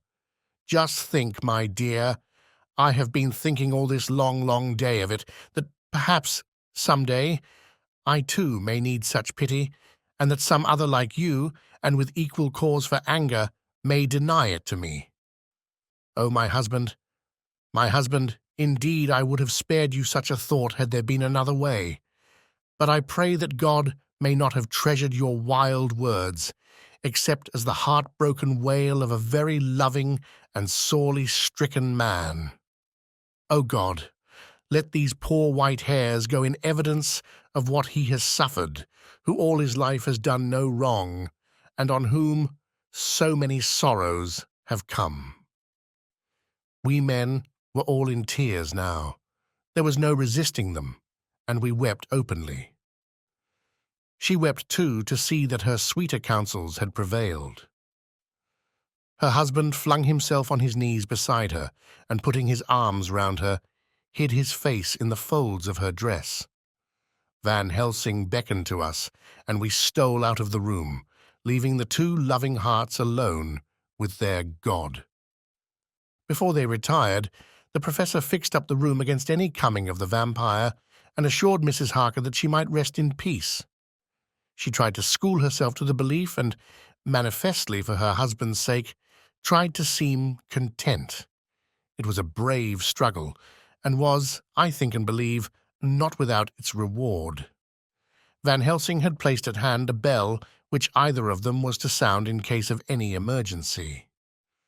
When they had retired, Quincy, Godalming, and I arranged that we should sit up, dividing the night between us, and watch over the safety of the poor stricken lady. The first watch falls to Quincy, so the rest of us shall be off to bed as soon as we can. Godalming has already turned in. For his is the second watch. Now that my work is done, I, too, shall go to bed. Johnathan Harker's Journal. 3. The 4th of October, close to midnight. I thought yesterday would never end. There was over me a yearning for sleep, in some sort of blind belief that to wake would be to find things changed, and that any change must now be for the better. Before we parted, we discussed what our next step was to be, but we could arrive at no result. All we knew was that one earth-box remained, and that the Count alone knew where it was. If he chooses to lie hidden, he may baffle us for years, and in the meantime, the thought is too horrible, I dare not think of it even now. This I know, that if ever there was a woman who was all perfection, that one is my poor wrong darling. I love her 1,000 times more for her sweet pity of last night, a pity that made my own hate of the monster seem despicable. Surely God will not permit the world to be the poorer by the loss of such a creature. This is hope to me. We are all drifting reefwards now, and faith is our only anchor. Thank God. Mina is sleeping, and sleeping without dreams. I fear what her dreams might be like, with such terrible memories to ground them in. She has not been so calm, within my seeing, since the sunset. Then for a while there came over her face a repose, which was like spring after the blasts of March. I thought at the time that it was the softness of the red sunset on her face, but somehow now I think it has a deeper meaning. I'm not sleepy myself, though I am weary. Weary to death. However, I must try to sleep. For there is tomorrow to think of, and there is no rest for me until... later. I must have fallen asleep, for I was awaked by Mina, who was sitting up in bed with a startled look on her face. I could see easily, for we did not leave the room in darkness. She had placed a warning hand over my mouth, and now she whispered in my ear, "Hush! There is someone in the corridor!" I got up softly, and crossing the room, gently opened the door. Just outside, stretched on a mattress, lay Mr. Morris, wide awake. He raised a warning hand for silence as he whispered to me, "Hush! Go back to bed. It is all right. One of us will be here all night. We don't mean to take any chances." His look and gesture forbade discussion, so I came back and told Mina. She sighed, and positively a shadow of a smile stole over her poor, pale face as she put her arms round me and said softly, "Oh, thank God for good, brave men." With a sigh, she sank back again to sleep.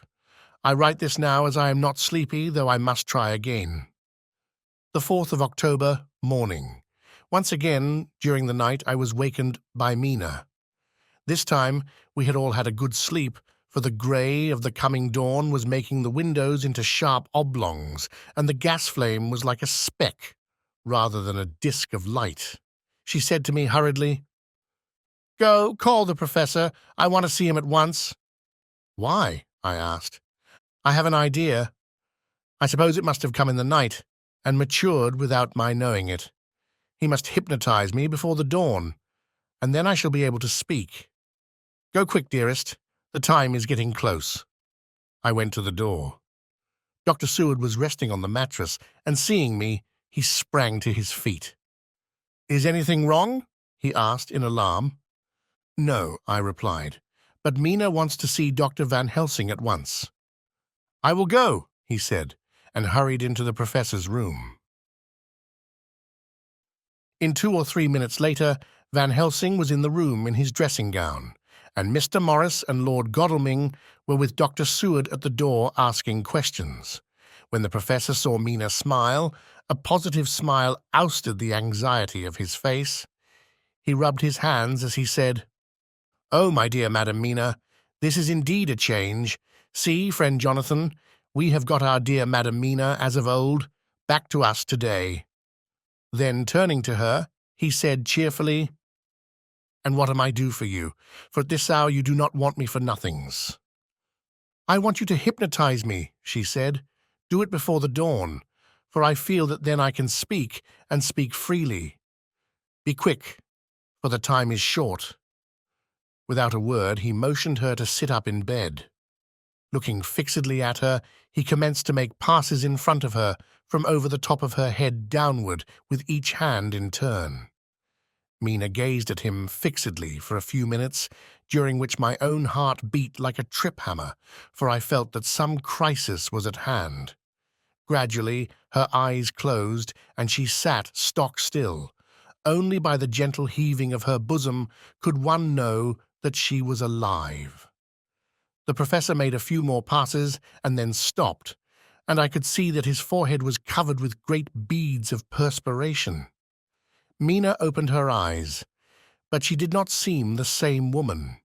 There was a far-away look in her eyes, and her voice had a sad dreaminess which was new to me. Raising his hand to impose silence, the professor motioned to me to bring the others in. They came on tiptoe, closing the door behind them, and stood at the foot of the bed, looking on. Mina appeared not to see them. The stillness was broken by Van Helsing's voice, speaking in a low, level tone which would not break the current of her thoughts. "Where are you?" The answer came in a neutral way. "I do not know. Sleep has no place it can call its own." For several minutes there was silence. Mina sat rigid, and the professor stood staring at her fixedly. The rest of us hardly dared to breathe. The room was growing lighter. Without taking his eyes from Mina's face, Dr. Van Helsing motioned me to pull up the blind. I did so, and the day seemed just upon us. A red streak shot up, and a rosy light seemed to diffuse itself through the room. On the instant the professor spoke again. "Where are you now?" The answer came dreamily, but with intention. It were as though she were interpreting something. I have heard her use the same tone when reading her shorthand notes. "I do not know. It is all strange to me. What do you see?" "I can see nothing. It is all dark." "What do you hear?" I could detect the strain in the professor's patient voice. "The lapping of water. It is gurgling by, and little waves leap. I can hear them on the outside." "Then you are on a ship?" We all looked at each other, trying to glean something each from the other. We were afraid to think. The answer came quick. "Oh, yes." "What else do you hear?" "The sound of men stamping overhead as they run about. There is the creaking of a chain, and the loud tinkle as the check of the capstan falls into the rachet." "What are you doing?" "I am still. Oh, so still. It is like death." The voice faded away into a deep breath, as of one sleeping. and the open eyes closed again. By this time the sun had risen, and we were all in the full light of day. Dr. Van Helsing placed his hands on Mina's shoulders and laid her head down softly on her pillow.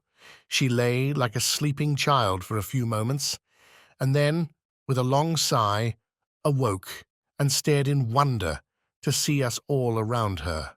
"Have I been talking in my sleep?" was all she said. She seemed, however, to know the situation without telling, though she was eager to know what she had told. The professor repeated the conversation, and she said, "Then there is not a moment to lose. It may not be yet too late."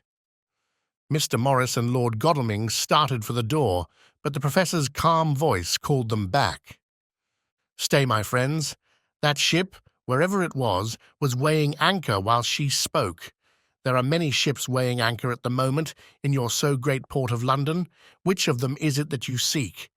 God be thanked that we have once again a clue, though whither it may lead us we know not. We have been blind somewhat, blind after the manner of men, since when we can look back, we see what we might have seen looking forward if we had been able to see what we might have seen. Alas, but that sentence is a puddle, is it not? We can know now what was in the Count's mind when he seized that money, though Johnathan's so fierce knife put him in the danger that even he dread. He meant escape. Hear me, escape. He saw that with but one earth box left, and a pack of men following like dogs after a fox, this London was no place for him. He have take his last earth box on board a ship, and he leave the land. He think to escape, but no, we follow him. Tally-ho, as friend Arthur would say when he put on his red frock. Our old fox is wily, oh, so wily, and we must follow with wile. I, too, am wily, and I think his mind in a little while. In meantime, we may rest and in peace, for there are waters between us which he do not want to pass, and which he could not if he would, unless the ship were to touch the land, and then only at full or slack tide. See, and the sun is just rose, and all day to sunset is to us. Let us take bath and dress and have breakfast which we all need, and which we can eat comfortably, since he be not in the same land with us." Mina looked at him appealingly as she asked, "But why need we seek him further, when he has gone away from us?" He took her hand and patted it as he replied, "Ask me nothings as yet. When we have breakfast, then I answer all questions." He would say no more, and we separated to dress. After breakfast, Mina repeated her question.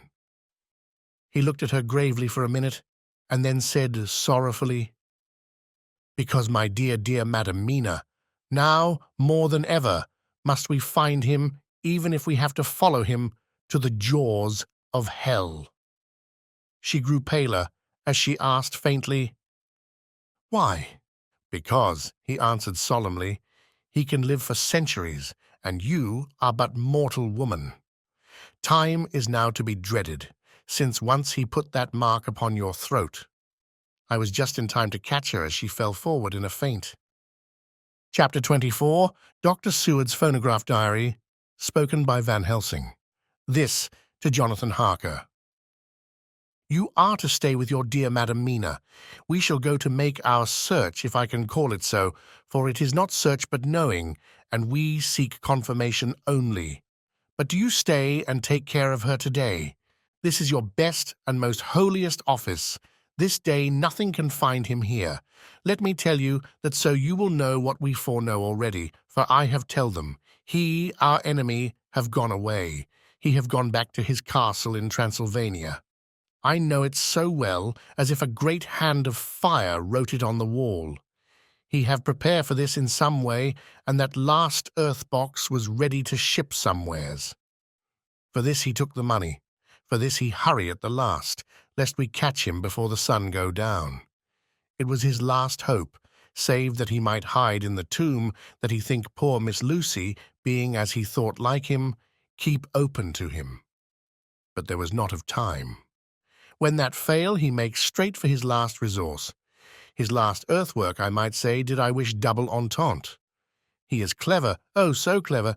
He know that his game here was finish, and so he decide he go back home. He find ship going by the route he came, and he go in it. We go off now to find what ship and whither bound. When we have discovered that, we come back and tell you all. Then we will comfort you and poor dear Madam Mina with new hope. For it will be hope when you think it over, that all is not lost. This very creature that we pursue, he take hundreds of years to get so far as London, and yet in one day, when we know of the disposal of him, we drive him out. He is finite, though he is powerful to do much harm, and suffers not as we do. But we are strong, each in our purpose, and we are all more strong together. Take heart afresh, dear husband of Madam Mina. This battle is but begun, and in the end we shall win, so sure as that God sits on high to watch over his children.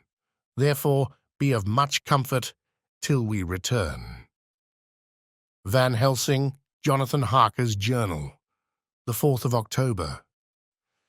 When I read to Mina Van Helsing's message in the phonograph, the poor girl brightened up considerably. Already the certainty that the Count is out of the country has given her comfort, and comfort is strength to her. For my own part, now that his horrible danger is not face to face with us, it seems almost impossible to believe in it. Even my own terrible experiences in Castle Dracula seem like a long-forgotten dream, here in the crisp autumn air in the bright sunlight. Alas, how can I disbelieve? In the midst of my thought, my eye fell on the red scar on my poor darling's white forehead. Whilst that lasts, there can be no disbelief, and afterwards the very memory of it will keep faith crystal clear. Mina and I fear to be idle, so we have been over all the diaries again and again. Somehow, although the reality seems greater each time, the pain and the fear seem less. There is something of a guiding purpose manifest throughout, which is comforting. Mina says that perhaps we are the instruments of ultimate good. It may be. I shall try to think as she does. We have never spoken to each other yet of the future. It is better to wait till we see the Professor and the others after their investigations. The day is running by more quickly than I ever thought a day could run for me again. It is now 3 o'clock.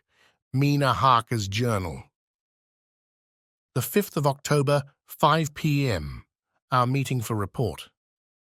Present: Professor Van Helsing, Lord Godalming, Dr. Seward, Mr. Quincy Morris, Johnathan Harker, Mina Harker. Dr. Van Helsing described what steps were taken during the day to discover on what boat and whither bound Count Dracula made his escape.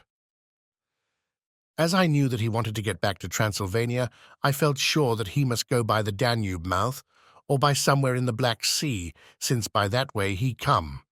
It was a dreary blank that was before us, omni ignotum pro magnifico, and so with heavy hearts we start to find what ships leave for the Black Sea last night.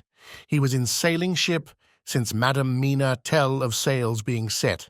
These not so important as to go in your list of the shipping in the Times, and so we go by suggestion of Lord Godalming to your Lloyd's, where a note of all ships that sail, however so small. There we find that only one Black Sea-bound ship go out with the tide. She is the Tsarina Catherine, and she sailed from Doolittle's wharf for Varna, and thence on to other parts, and up the Danube. So, said I, this is the ship whereon is the Count. So off we go to Doolittle's wharf, and there we find a man in an office of wood so small that the man looked bigger than the office. From him we inquire of the goings of the Tsarina Catherine. He swear much, and he red face and loud of voice, but he good fellow all the same. And when Quincy give him something from his pocket, which crackle as he roll it up, and put it in a so small bag which he have hid deep in his clothing, he still better fellow and humble servant to us. He come with us, and ask many men who are rough and hot. These be better fellows too when they have been no more thirsty. They say much of blood and bloom, and of others which I comprehend not, though I guess what they mean, but nevertheless they tell us all things which we want to know. They make known to us among them how last afternoon at about 5 o'clock comes a man so hurry. A tall man, thin and pale, with high nose and teeth so white, and eyes that seem to be burning, that he be all in black, except that he have a hat of straw, which suit not him or the time, that he scatter his money in making quick inquiry as to what ship sails for the Black Sea, and for where. Some took him to the office, and then to the ship, where he will not go aboard, but halt at shore end of gangplank, and ask that the captain come to him. The captain come, when told that he will be pay well, and though he swear much at the first, he agree to term. Then the thin man go, and someone tell him where horse and cart can be hired. He go there, and soon he come again, himself driving cart on which a great box. This he himself lift down, though it takes several to put it on truck for the ship. He give much talk to captain as to how and where his box is to be placed. But the captain like it not, and swear at him in many tongues, and tell him that if he like he can come and see where it shall be. But he say no, that he come not yet, for that he have much to do. Whereupon the captain tell him that he had better be quick with blood, for that his ship will leave the place of blood, before the turn of the tide, with blood. Then the thin man smile, and say that of course he must go when he think fit, but he will be surprised if he go quite so soon.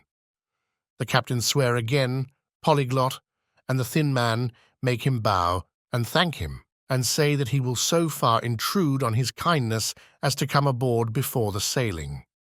Final the captain, more red than ever, and in more tongues tell him that he doesn't want no Frenchmen, with bloom upon them, and also with blood, in his ship, with blood on her also.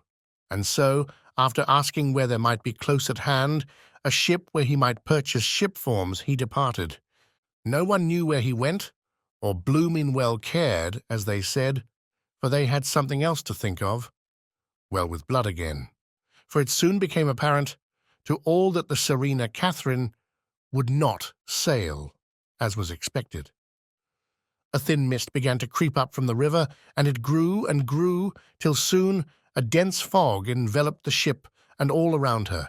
The captain swore polyglot, very polyglot, polyglot with bloom and blood, but he could do nothing. The water rose and rose, and he began to fear that he would lose the tide altogether. He was in no friendly mood, when just at full tide, the thin man came up the gangplank again and asked to see where his box had been stowed. Then the captain replied that he wished that he and his box, old and with much bloom and blood, were in hell. But the thin man did not be offend, and went down with the mate, and saw where it was placed, and came up and stood a while on deck in fog. He must have come off by himself, for none notice him. Indeed, they thought not of him, for soon the fog began to melt away, and all was clear again. My friends of the thirst, and the language that was of bloom and blood, laughed as they told how the captain's swears exceeded even his usual polyglot, and was more than ever full of picturesque, when on questioning other mariners who were on movement up and down on the river that hour, he found that few of them had seen any of fog at all, except where it lay round the wharf. However, the ship went out on the ebb tide, and was doubtless by morning far down the river mouth. She was by then, when they told us, well out to sea. And so, my dear Madam Mina, it is that we have to rest for a time, for our enemy is on the sea, with the fog at his command, on his way to the Danube mouth. To sail, a ship takes time, go she never so quick, and when we start we go on land more quick, and we meet him there. Our best hope is to come on him when in the box between sunrise and sunset, for then he can make no struggle, and we may deal with him as we should. There are days for us in which we can make ready our plan. We know all about where he go, for we have seen the owner of the ship, who have shown us invoices and all papers that can be. The box we seek is to be landed in Varna and to be given to an agent, one Ristix, who will there present his credentials. And so our merchant friend will have done his part. When he asks if there be any wrong, for that so he can telegraph and have inquiry made at Varna, we say no, for what is to be done is not for police or of the customs. It must be done by us alone and in our own way. When Dr. Van Helsing had done speaking, I asked him if he was certain that the Count had remained on board the ship. He replied, "We have the best proof of that, your own evidence, when in the hypnotic trance this morning." I asked him again if it were really necessary that they should pursue the Count, for I dread Johnathan leaving me, and I know that he would surely go if the others went. He answered, in growing passion, at first quietly. As he went on, however, he grew more angry and more forceful, till in the end we could not but see wherein was at least some of that personal dominance which made him so long a master amongst men. Yes, it is necessary for your sake in the first, and then for the sake of humanity. This monster has done much harm already in the narrow scope where he find himself, and in the short time when as yet he was only as a body, groping his so small measure in darkness and not knowing. All this have I told these others. You, my dear Madam Mina, will learn it in the phonograph of my friend John, or in that of your husband. I have told them how the measure of leaving his own barren land, barren of peoples, and coming to a new land where life of man teems till they are like the multitude of standing corn, was the work of centuries. Were another of the undead, like him, to try to do what he has done, perhaps not all the centuries of the world that have been or that will be could aid him. With this one, all the forces of nature that are occult and deep and strong must have worked together in some wondrous way. The very place where he have been alive, undead, for all these centuries, is full of strangeness of the geologic and chemical world. There are deep caverns and fissures that reach none know whither. There have been volcanoes, some of whose openings still send out waters of strange properties and gases that kill or make to vivify.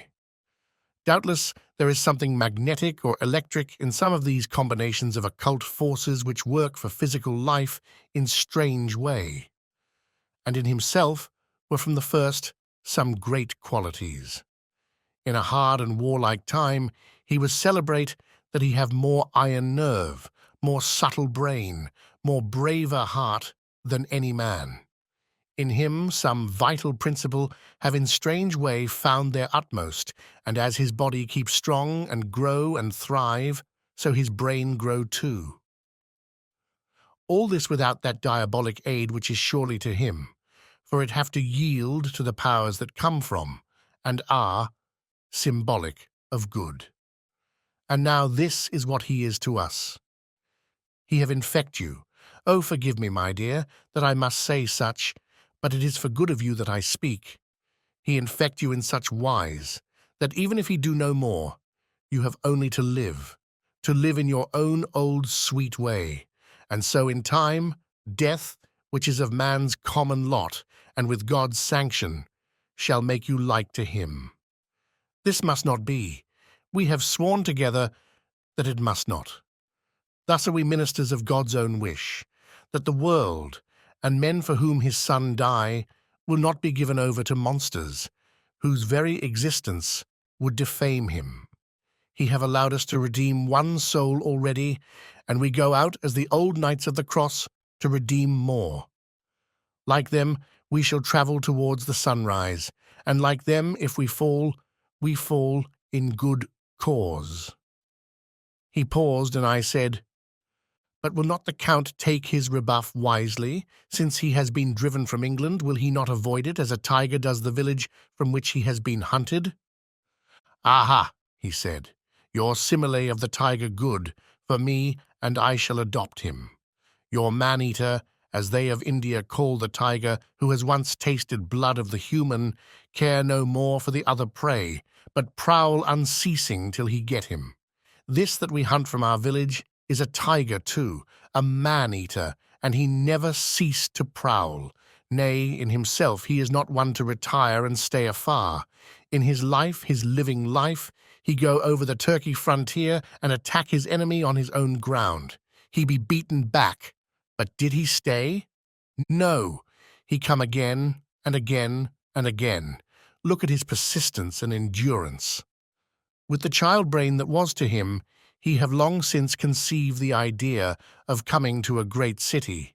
What does he do? He find out the place of all the world most of promise for him. Then he deliberately set himself down to prepare for the task. He find in patience just how is his strength and what are his powers. He study new tongues.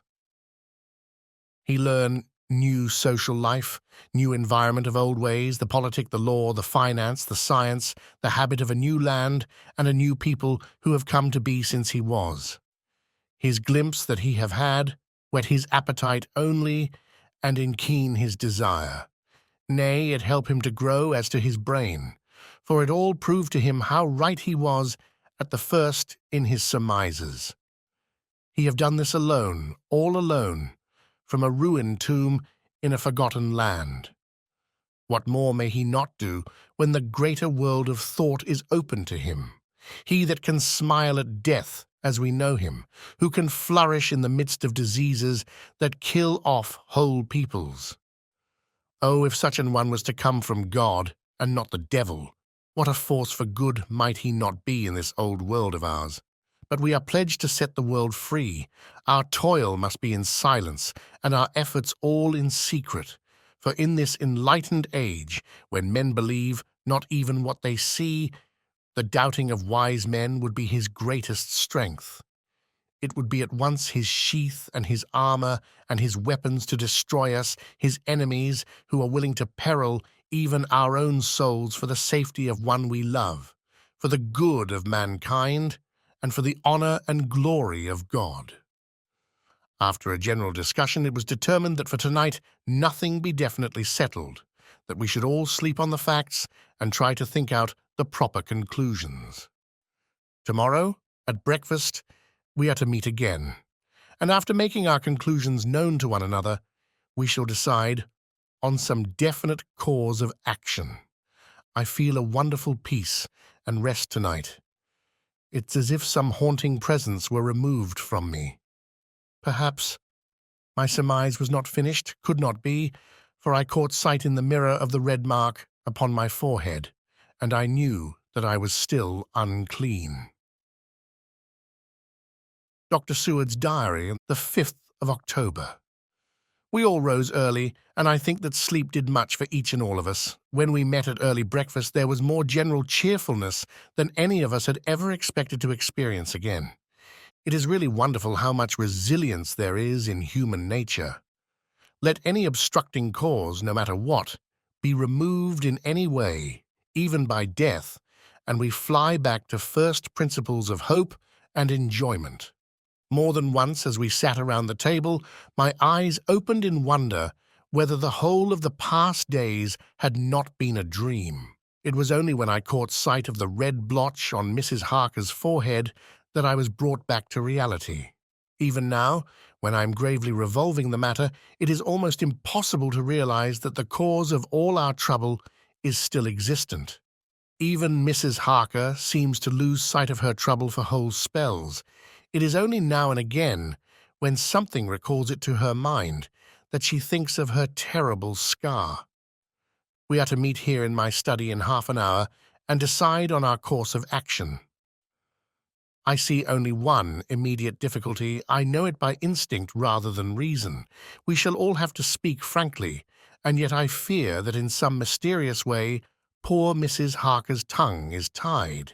I know that she forms conclusions of her own, and from all that has been I can guess how brilliant and how true they must be, but she will not or cannot give them utterance. I have mentioned this to Van Helsing, and he and I are to talk it over when we are alone. I suppose it is some of that horrid poison which has got into her veins beginning to work. The Count had his own purposes when he gave her what Van Helsing called the vampire's baptism of blood. Well, there may be a poison that distills itself out of good things.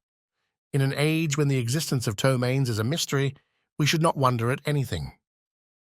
One thing I know, that if my instinct be true regarding poor Mrs. Harker's silences, then there is a terrible difficulty, an unknown danger, in the work before us. The same power that compels her silence may compel her speech. I dare not think further, for so I should in my thoughts dishonor a noble woman. Van Helsing is coming to my study a little before the others. I shall try to open the subject with him later.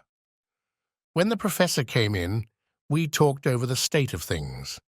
I could see that he had something on his mind which he wanted to say, but felt some hesitancy about broaching the subject. After beating about the bush a little, he said suddenly, "Friend John, there is something that you and I must talk of alone, just at the first at any rate. Later we may have to take the others into our confidence." Then he stopped, so I waited. He went on. "Madam Mina, our poor dear Madam Mina, is changing." A cold shiver ran through me to find my worst fears thus endorsed. Van Helsing continued, "With the sad experience of Miss Lucy, we must this time be warned before things go too far. Our task is now in reality more difficult than ever, and this new trouble makes every hour of the direst importance. I can see the characteristics of the vampire coming in her face. It is now but very, very slight, but it is to be seen if we have eyes to notice without to prejudge. Her teeth are some sharper, and at times her eyes are more hard. But these are not all. There is to her the silence now often, as so it was with Miss Lucy. She did not speak, even when she wrote that which she wished to be known later. Now my fear is this. If it be that she can, by our hypnotic trance, tell what the Count see and hear, is it not more true that he who have hypnotized her first, and who have drink of her very blood, and make her drink of his, should, if he will, compel her mind to disclose to him that which she know?" I nodded acquiescence. He went on, "Then what we must do is to prevent this. We must keep her ignorant of our intent, and so she cannot tell what she know not. This is a painful task. Oh, so painful that it heartbreak me to think of, but it must be. When today we meet, I must tell her that for reason which we will not to speak, she must not more be of our counsel, but be simply guarded by us." He wiped his forehead, which had broken out in profuse perspiration, at the thought of the pain which he might have to inflict upon the poor soul already so tortured. I knew that it would be some sort of comfort to him if I told him that I also had come to the same conclusion, for at any rate it would take away the pain of doubt. I told him, and the effect was as I expected. It is now close to the time of our general gathering. Van Helsing has gone away to prepare for the meeting, and his painful part of it. I really believe his purpose is to be able to pray alone. Later. At the very outset of our meeting, a great personal relief was experienced by both Van Helsing and myself. Mrs. Harker had sent a message by her husband to say that she would not join us at present, as she thought it better that we should be free to discuss our movements without her presence to embarrass us. The professor and I looked at each other for an instant, and somehow we both seemed relieved. For my own part, I thought that if Mrs. Harker realized the danger herself, it was much pain as well as much danger averted. Under the circumstances we agreed, by a questioning look and answer with finger on lip, to preserve silence in our suspicions, until we should have been able to confer alone again. We went at once into our plan of campaign. Van Helsing roughly put the facts before us first. The Tsarina Catherine left the Thames yesterday morning. It will take her at the quickest speed she's ever made at least 3 weeks to reach Varna, but we can travel overland to the same place in 3 days. Now, if we allow for 2 days less for the ship's voyage, owing to such weather influences as we know that the Count can bring to bear, and if we allow a whole day and night for any delays which may occur to us, then we have a margin of nearly 2 weeks. Thus, in order to be quite safe, we must leave here on 17th at latest. Then we shall at any rate be in Varna a day before the ship arrives, and able to make such preparations as may be necessary. Of course we shall all go armed against evil things, spiritual as well as physical. Here Quincy Morris added, I understand that the Count comes from a wolf country, and it may be that he shall get there before us. I propose that we add Winchesters to our armament. I have a kind of belief in a Winchester when there is any trouble of that sort around. Do you remember, Art, when we had the pack after us at Tobolsk? What wouldn't we have given then for a repeater apiece? Good, said Van Helsing. Winchesters it shall be. Quincy's head is level at all times, but most so when there is to hunt, metaphor be more dishonour to science than wolves be of danger to man. In the meantime we can do nothing here, and as I think that Varna is not familiar to any of us, why not go there more soon? It is as long to wait here as there. Tonight and tomorrow we can get ready, and then, if all be well, we four can set out on our journey. We four? Said Harker interrogatively, looking from one to another of us. Of course, answered the professor quickly. You must remain to take care of your so-sweet wife. Harker was silent for a while, and then said in a hollow voice, Let us talk of that part of it in the morning. I want to consult with Mina. I thought that now was the time for Van Helsing to warn him not to disclose our plans to her, but he took no notice. I looked at him significantly and coughed. For answer, he put his finger on his lips and turned away. Johnathan Harker's Journal, the 5th of October afternoon. For some time after our meeting this morning, I could not think. The new phases of things leave my mind in a state of wonder which allows no room for active thought. Mina's determination not to take any part in the discussion set me thinking, and as I could not argue the matter with her, I could only guess. I am as far as ever from a solution now. The way the others received it, too, puzzled me. The last time we talked of the subject, we agreed that there was to be no more concealment of anything amongst us. Mina is sleeping now, calmly and sweetly like a little child. Her lips are curved, and her face beams with happiness. Thank God there are such moments still for her. Later. How strange it all is. I sat watching Mina's happy sleep, and came as near to being happy myself as I suppose I shall ever be. As the evening drew on, and the earth took its shadows from the sun, sinking lower, the silence of the room grew more and more solemn to me. All at once Mina opened her eyes, and looking at me tenderly, said, Johnathan, I want you to promise me something on your word of honour. A promise made to me, but made holily in God's hearing, and not to be broken though I should go down on my knees and implore you with bitter tears. Quick, you must make it to me at once. Mina, I said, a promise like that, I cannot make at once. I may have no right to make it. But, dear one, she said, with such spiritual intensity that her eyes were like pole stars, it is I who wish it, and it is not for myself. You can ask Dr. Van Helsing if I am not right. If he disagrees, you may do as you will. Nay more, if you all agree later, you are absolved from the promise. I promise, I said, and for a moment she looked supremely happy, though to me all happiness for her was denied by the red scar on her forehead. She said, Promise me that you will not tell me anything of the plans formed for the campaign against the Count. Not by word or inference or implication, not at any time, whilst this remains to me. And she solemnly pointed to the scar. I saw that she was in earnest, and said solemnly, I promise. And as I said it, I felt that from that instant a door had been shut between us. Later, midnight. Mina has been bright and cheerful all the evening, so much so that all the rest seemed to take courage, as if infected somewhat with her gaiety. As a result, even I myself felt as if the pall of gloom which weighs us down was somewhat lifted. We all retired early.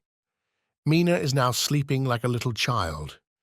It is a wonderful thing that her faculty of sleep remains to her in the midst of her terrible trouble. Thank God for it, for then at least she can forget her care. Perhaps her example may affect me as her gaiety did tonight. I shall try it. Oh, for a dreamless sleep. The 6th of October, morning. Another surprise. Mina woke me early about the same time as yesterday and asked me to bring Dr. Van Helsing. I thought that it was another occasion for hypnotism and without question went for the professor. He had evidently expected some such call, for I found him dressed in his room. His door was ajar, so that he could hear the opening of the door of our room. He came at once. As he passed into the room, he asked Mina if the others might come too. "No," she said quite simply. "It will not be necessary. You can tell them just as well. I must go with you on your journey." Dr. Van Helsing was as startled as I was. After a moment's pause, he asked, "But why?" "You must take me with you. I am safer with you, and you shall be safer too." "But why, dear Madam Mina? You know that your safety is our solemnest duty. We go into danger, to which you are, or may be more liable than any of us from circumstances, things that have been." He paused, embarrassed. As she replied, she raised her finger and pointed to her forehead. "I know, that is why I must go. I can tell you now, whilst the sun is coming up, I may not be able again. I know that when the Count wills me, I must go. I know that if he tells me to come in secret, I must come by wile, by any device to hoodwink, even Johnathan." God saw the look that she turned on me as she spoke, and if there be indeed a recording angel, that look is noted to her everlasting honour. I could only clasp her hand. I could not speak. My emotion was too great for even the relief of tears. She went on. "You men are brave and strong. You are strong in your numbers, for you can defy that which would break down the human endurance of one who had to guard alone. Besides, I may be of service, since you can hypnotize me, and so learn that which even I myself do not know." Dr. Van Helsing said very gravely, "Madam Mina, you are as always most wise. You shall with us come, and together we shall do that which we go forth to achieve." When he had spoken, Mina's long spell of silence made me look at her. She had fallen back on her pillow asleep. She did not even wake when I had pulled up the blind and let in the sunlight which flooded the room. Van Helsing motioned to me to come with him quietly. We went to his room, and within a minute, Lord Godalming, Dr. Seward, and Mr. Morris were with us also. He told them what Mina had said and went on. "In the morning, we shall leave for Varna. We have now to deal with a new factor, Madam Mina. Oh, but her soul is true. It is to her an agony to tell us so much as she has done, but it is most right, and we are warned in time. There must be no chance lost, and in Varna we must be ready to act the instant when that ship arrives." "What shall we do exactly?" asked Mr. Morris laconically. The professor paused before replying. "We shall at the first board that ship. Then, when we have identified the box, we shall place a branch of the wild rose on it. This we shall fasten, for when it is there, none can emerge. So at least says the superstition, and to superstition must we trust at the first. It was man's faith in the early, and it have its root in faith still. Then, when we get the opportunity that we seek, when none are near to see, we shall open the box, and all will be well." "I shall not wait for any opportunity," said Morris. When I see the box, I shall open it and destroy the monster, though there were 1,000 men looking on, and if I am to be wiped out for it, the next moment." I grasped his hand instinctively and found it as firm as a piece of steel. I think he understood my look. I hope he did. "Good boy," said Dr. Van Helsing. "Brave boy. Quincy is all man. God bless him for it. My child, believe me, none of us shall lag behind or pause from any fear.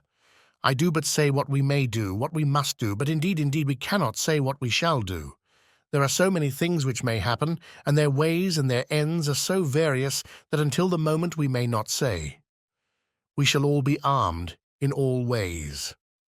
And when the time for the end has come, our effort shall not be lack. Now let us today put all our affairs in order. Let all things which touch on others dear to us, and who on us depend, be complete. For none of us can tell what, or when, or how the end may be. As for me, my own affairs are regulate, and as I have nothing else to do, I shall go make arrangements for the travel. I shall have all tickets and so forth for our journey."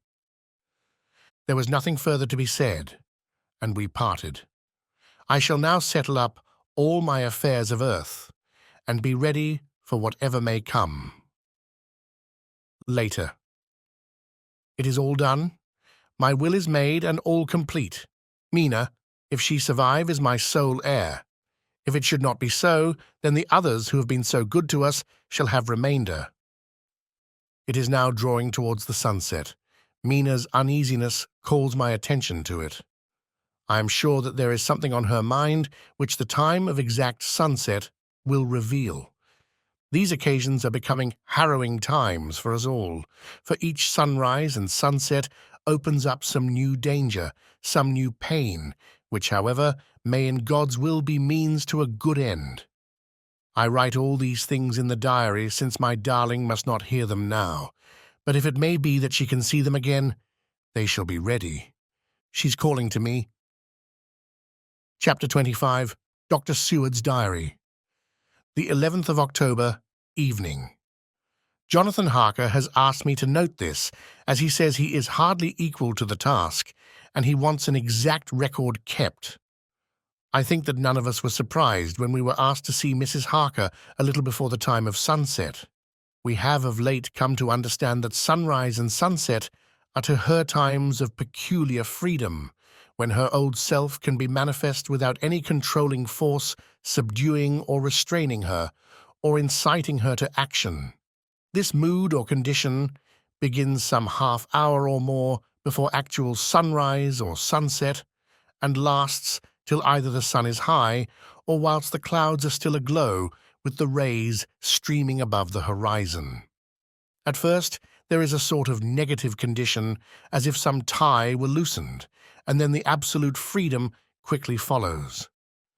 When, however, the freedom ceases, the change, back or relapse, comes quickly, preceded only by a spell of warning silence.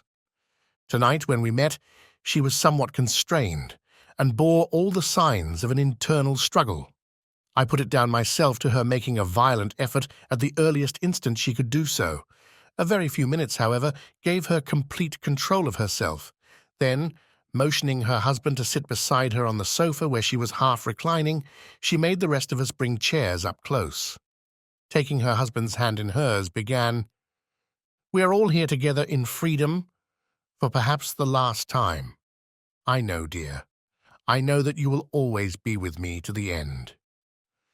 This was to her husband, whose hand had, as we could see, tightened upon hers. In the morning we go out upon our task, and God alone knows what may be in store for any of us. You are going to be so good to me as to take me with you.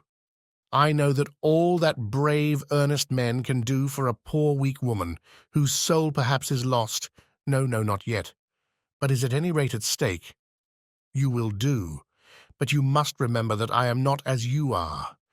There is a poison in my blood, in my soul, which may destroy me, which must destroy me unless some relief comes to us. Oh, my friends, you know as well as I do that my soul is at stake, and though I know there is one way out for me, you must not, and I must not take it." She looked appealingly to us all in turn, beginning and ending with her husband. "What is that way?" asked Van Helsing in a hoarse voice. "What is that way which we must not, may not, take?" "That I may die now, either by my own hand or that of another, before the greater evil is entirely wrought. I know, and you know, that were I once dead, you could and would set free my immortal spirit, even as you did my poor Lucy's. Were death, or the fear of death, the only thing that stood in the way, I would not shrink to die here, now, amidst the friends who love me. But death is not all. I cannot believe that to die in such a case, when there is hope before us and a bitter task to be done, is God's will. Therefore I, on my part, give up here the certainty of eternal rest, and go out into the dark, where may be the blackest things that the world or the nether world holds." We were all silent, for we knew instinctively that this was only a prelude. The faces of the others were set, and Harker's grew ashen grey. Perhaps he guessed better than any of us what was coming. She continued, "This is what I can give into the hotch-pot." I could not but note the quaint legal phrase which she used in such a place, and with all seriousness. "What will each of you give? Your lives, I know," she went on quickly. "That is easy for brave men. Your lives are God's, and you can give them back to him. But what will you give to me?" She looked again questioningly, but this time avoided her husband's face. Quincy seemed to understand. He nodded, and her face lit up. "Then I shall tell you plainly what I want, for there must be no doubtful matter in this connection between us now. You must promise me, one and all, even you, my beloved husband, that, should the time come, you will kill me." "What is that time?" The voice was Quincy's, but it was low and strained. "When you shall be convinced that I am so changed that it is better that I die than I may live. When I am thus dead in the flesh, then you will, without a moment's delay, drive a stake through me and cut off my head, or do whatever else may be wanting to give me rest." Quincy was the first to rise after the pause.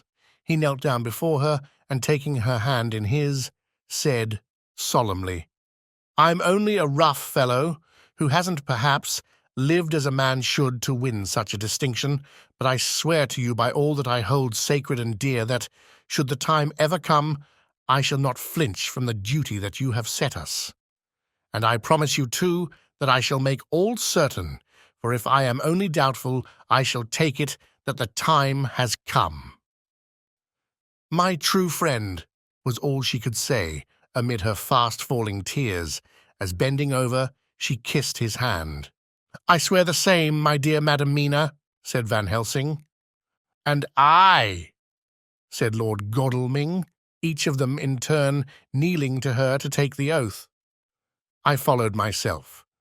Then her husband turned to her, one-eyed, and with a greenish pallor which subdued the snowy whiteness of his hair, and asked, "And must I too make such a promise, O my wife?"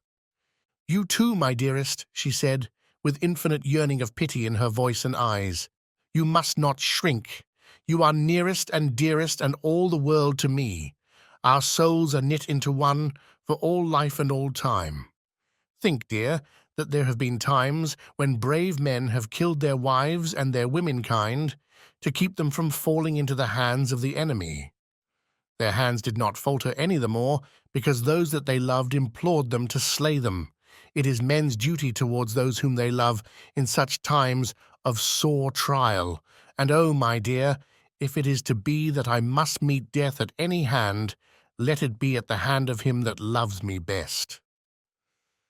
Dr. Van Helsing, I have not forgotten your mercy in poor Lucy's case to him who loved—" She stopped with a flying blush and changed her phrase, "to him who had best right to give her peace.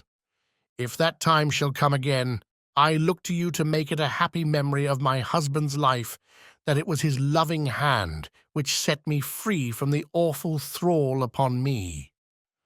Again I swear, came the professor's resonant voice. Mrs. Harker smiled, positively smiled, as with a sigh of relief she leaned back and said, "And now one word of warning, a warning which you must never forget. This time, if it ever come, may come quickly and unexpectedly, and in such case you must lose no time in using your opportunity.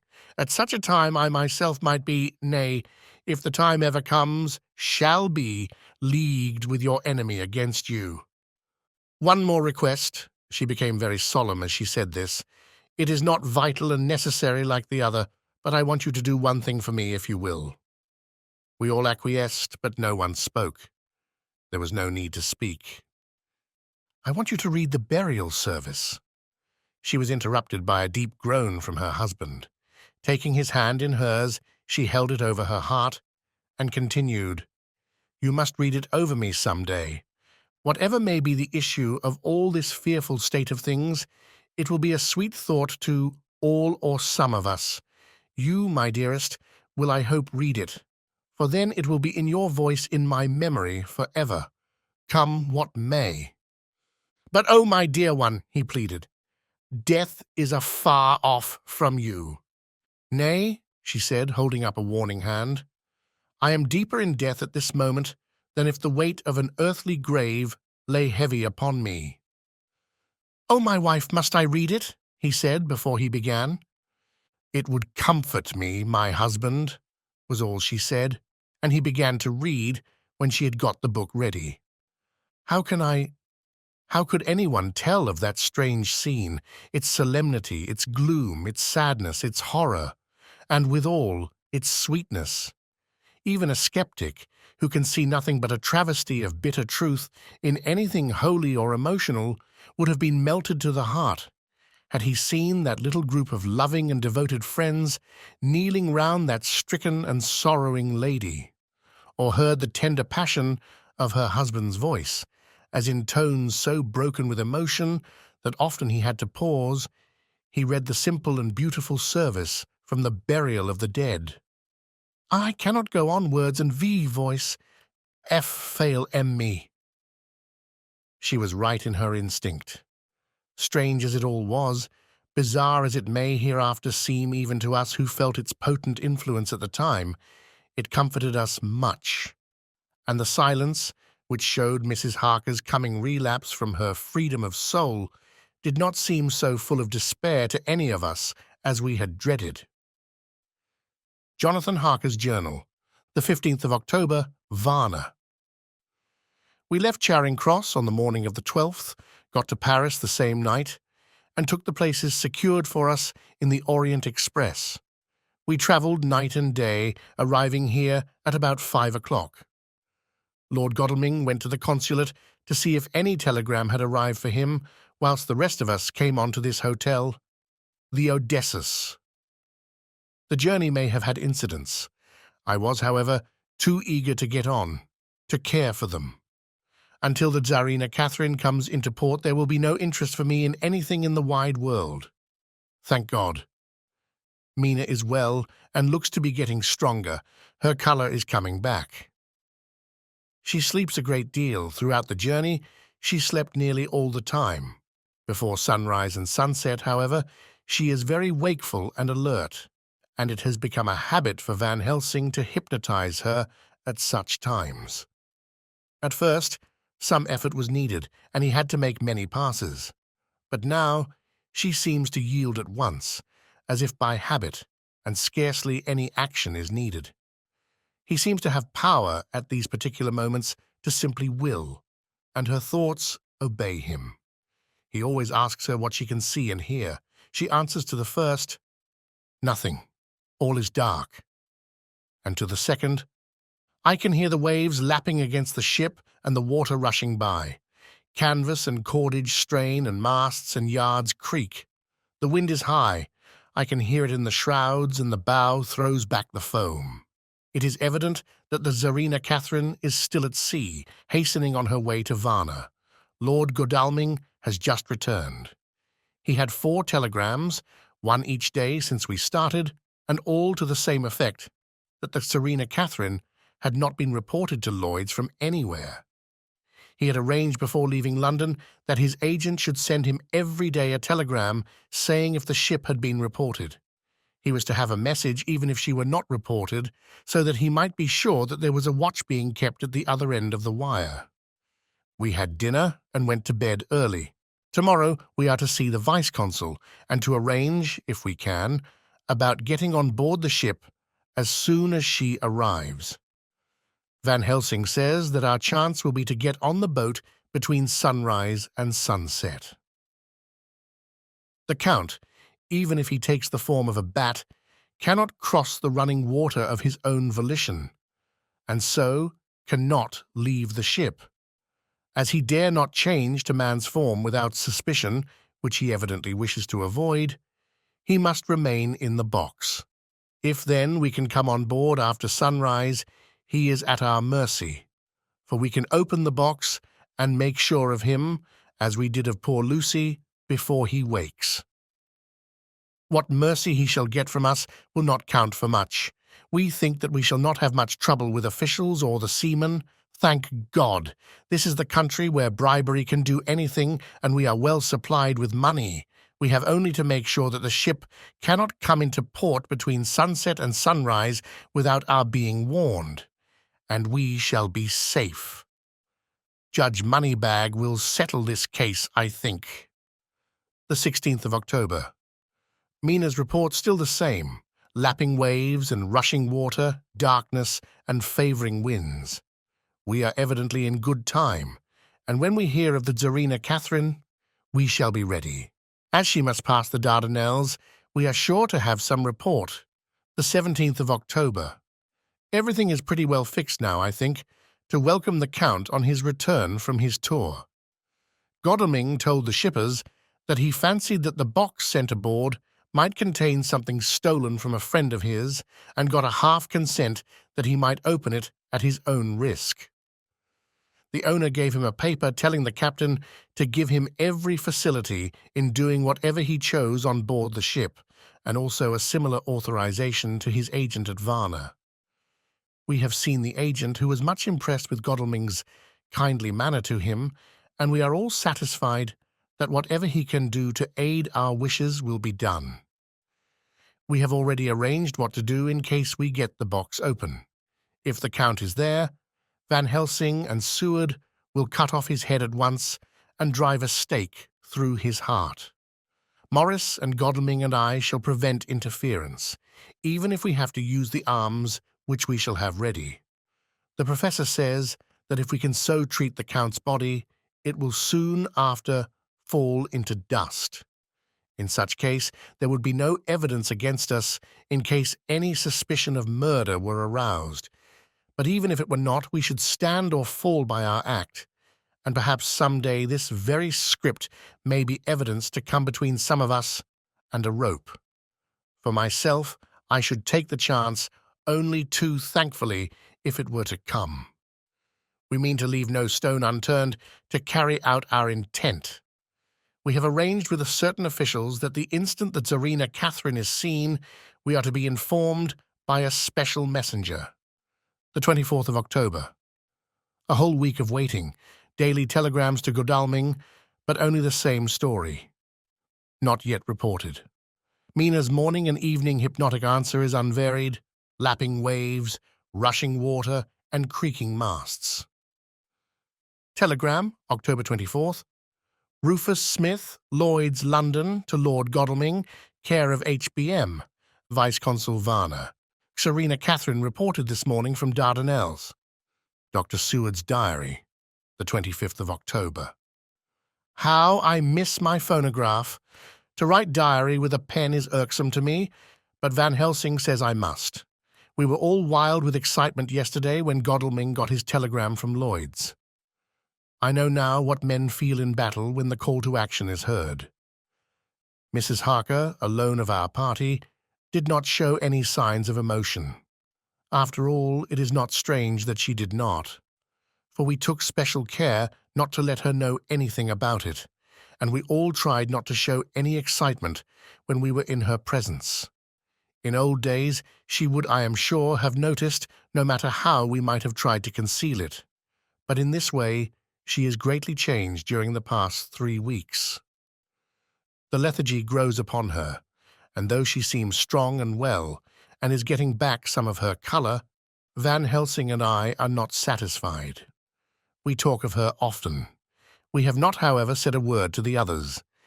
It would break poor Harker's heart, certainly his nerve, if he knew that we had even a suspicion on the subject.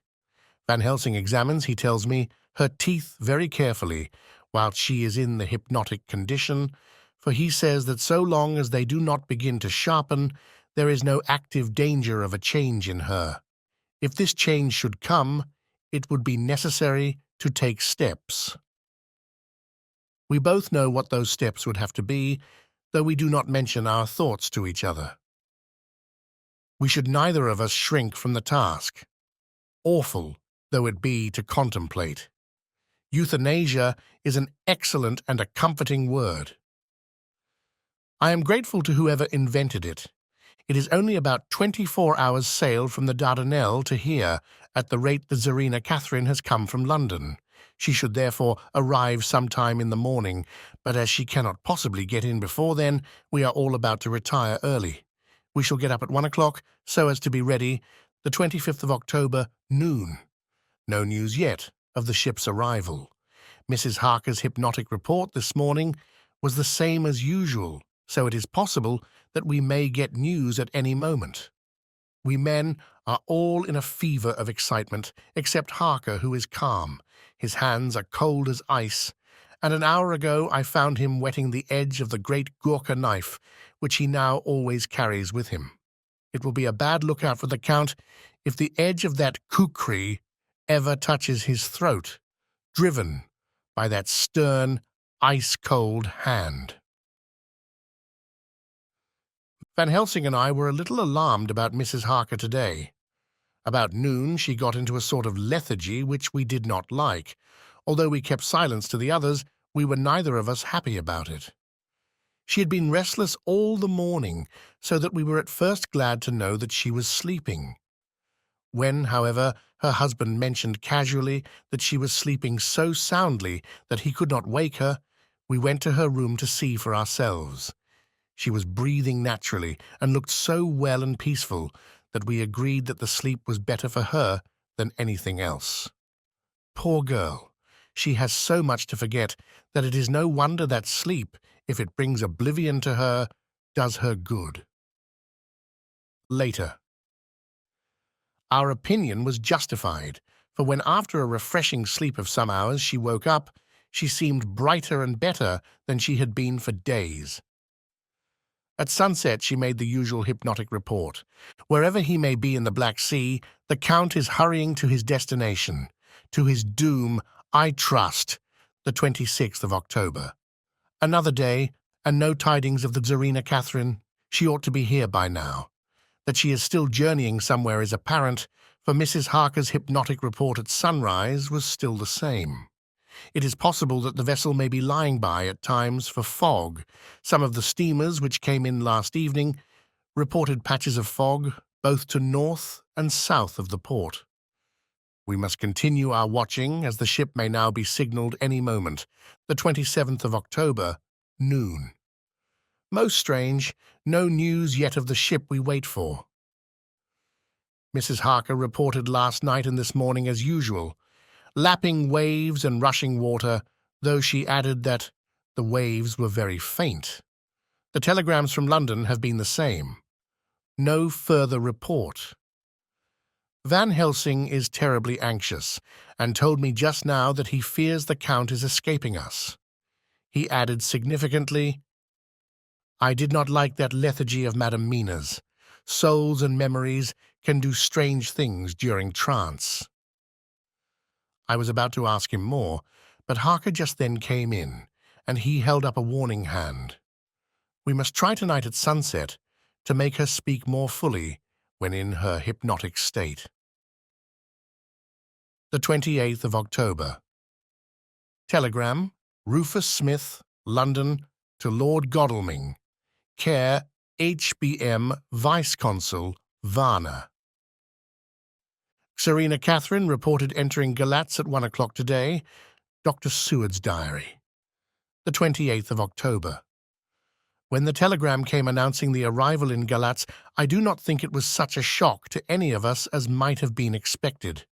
True, we did not know whence or how or when the boat would come, but I think we all expected that something strange would happen. The delay of arrival at Varna made us individually satisfied that things would not be just as we had expected.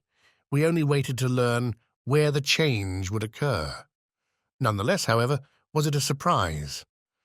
I suppose that nature works on such a hopeful basis that we believe against ourselves that things will be as they ought to be, not as we should know that they will be. Transcendentalism is a beacon to the angels, even if it be a will-o'-the-wisp to man. It was an odd experience, and we all took it differently. Van Helsing raised his hand over his head for a moment, as though in remonstrance with the Almighty, but he said not a word, and in a few seconds stood up with his face sternly set. Lord Godalming grew very pale, and sat breathing heavily. I was myself half stunned, and looked in wonder at one after another. Quincey Morris tightened his belt with that quick movement which I knew so well. In our old wandering days, it meant action. Mrs. Harker grew ghastly white, so that the scar on her forehead seemed to burn, but she folded her hands meekly and looked up in prayer. Harker smiled, actually smiled, the dark, bitter smile of one who is without hope. But at the same time his action belied his words, for his hands instinctively sought the hilt of the great kukri knife and rested there. "When does the next train start for Galatz?" said Van Helsing to us generally. "At 6:30 tomorrow morning." We all started, for the answer came from Mrs. Harker. "How on earth do you know?" said Art. "You forget, or perhaps you do not know, though Johnathan does, and so does Dr. Van Helsing, that I am the train fiend. At home in Exeter I always used to make up the timetables so as to be helpful to my husband. I found it so useful sometimes that I always make a study of the timetables now. I knew that if anything were to take us to Castle Dracula, we should go by Galatz, or at any rate through Bucharest. So I learned the times very carefully. Unhappily, there are not many to learn, as the only train tomorrow leaves, as I say." "Wonderful woman," murmured the Professor.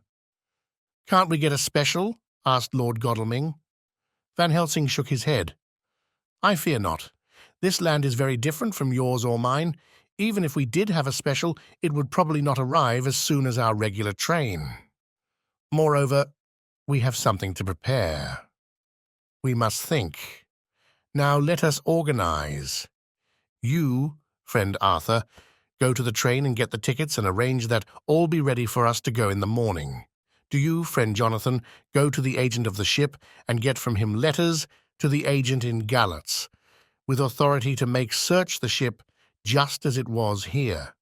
Morris Quincey, you see the vice-consul, and get his aid with his fellow in Galatz, and all he can do to make our way smooth, so that no times be lost when over the Danube. John will stay with Madam Mina and me, and we shall consult. For so if time be long, you may be delayed, and it will not matter when the sun set, since I am here with Madam to make report." "And I," said Mrs. Harker brightly, and more like her old self than she had been for many a long day, "shall try to be of use in all ways, and shall think and write for you as I used to do. Something is shifting from me in some strange way, and I feel freer than I have been of late." The three younger men looked happier at the moment, as they seemed to realize the significance of her words. But Van Helsing and I, turning to each other, met each a grave and troubled glance. We said nothing at the time, however. When the three men had gone out to their tasks, Van Helsing asked Mrs. Harker to look up the copy of the diaries and find him the part of Harker's journal at the castle. She went away to get it. When the door was shut upon her, he said to me, "We mean the same. Speak out. There is some change. It is a hope that makes me sick, for it may deceive us. Quite so. Do you know why I asked her to get the manuscript? No, said I, unless it was to get an opportunity of seeing me alone. You are in part right, friend John, but only in part. I want to tell you something. And oh, my friend, I am taking a terrible risk, but I believe it is right. In the moment when Madam Mina said those words that arrest both our understanding, an inspiration came to me. In the trance of 3 days ago, the Count sent her his spirit to read her mind, or more like he took her to see him in his earth box in the ship, with water rushing just as it go free at rise and set of sun. He learned then that we are here, for she have more to tell in her open life, with eyes to see and ears to hear than he, shut as he is, in his coffin box. Now he make his most effort to escape us. At present he want her not. He is sure, with his so great knowledge, that she will come at his call, but he cut her off, take her as he can do, out of his own power, that so she come not to him.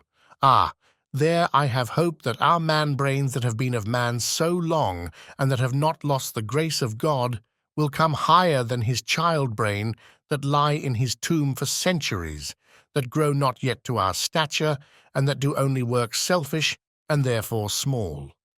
Here comes Madam Mina, not a word to her of her trance.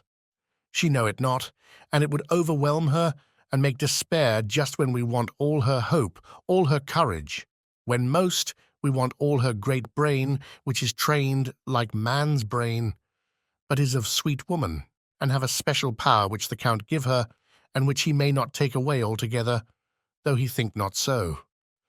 Hush! Let me speak, and you shall learn. Oh, John, my friend, we are in awful straits. I fear as I never feared before. We can only trust the good God. Silence! Here she comes. I thought that the professor was going to break down and have hysterics, just as he had when Lucy died. But with a great effort, he controlled himself and was at perfect nervous poise, when Mrs. Harker tripped into the room, bright and happy-looking, and in the doing of work seemingly forgetful of her misery. As she came in, she handed a number of sheets of typewriting to Van Helsing. He looked over them gravely, his face brightening up as he read. Then, holding the pages between his finger and thumb, he said, "Friend John, to you with so much of experience already, and you too, dear Madam Mina, that are young, here is a lesson. Do not fear ever to think. A half-thought has been buzzing often in my brain, but I fear to let him loose his wings.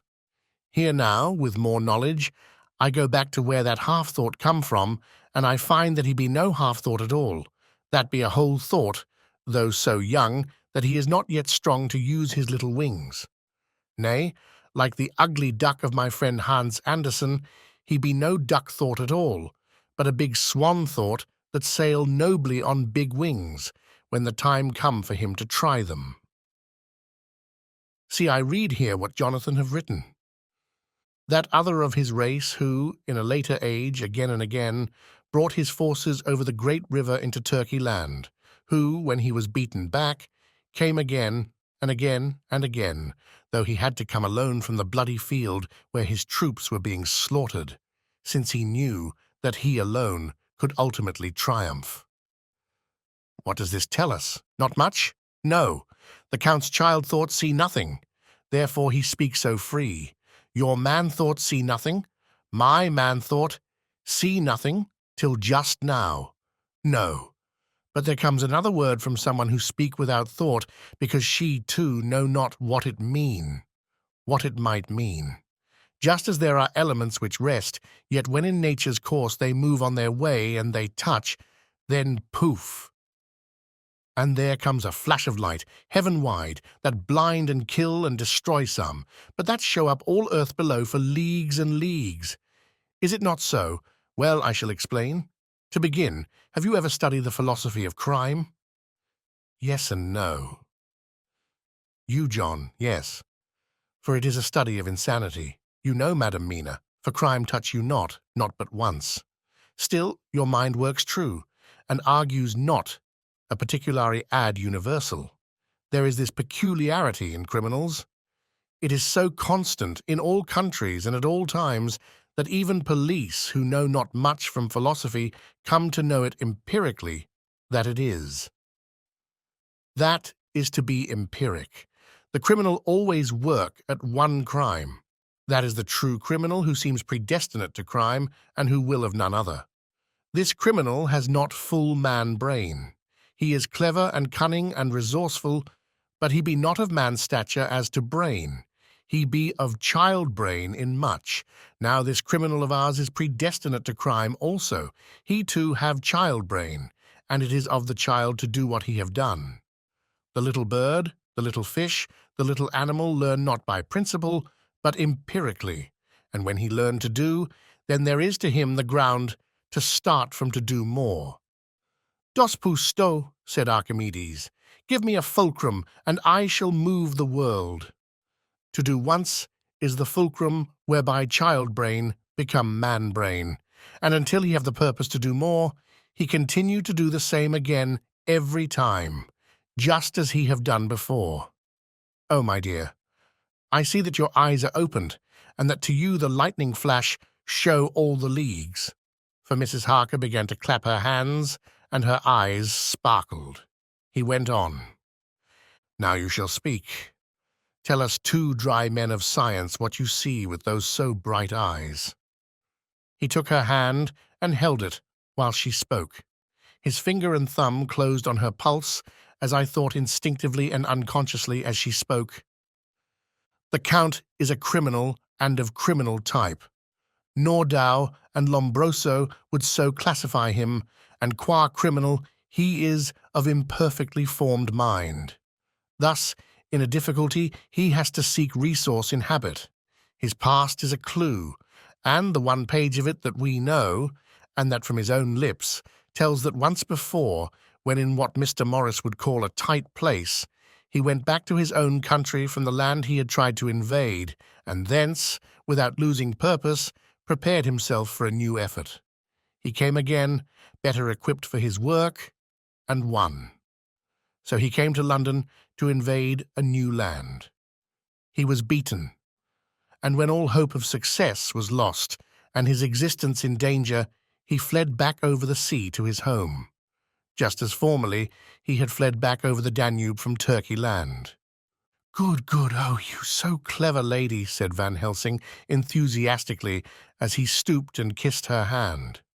A moment later he said to me, as calmly as though we had been having a sick-room consultation, 72 only, and in all this excitement I have hope. Turning to her again, he said with keen expectation, But go on, go on. There is more to tell if you will. Be not afraid.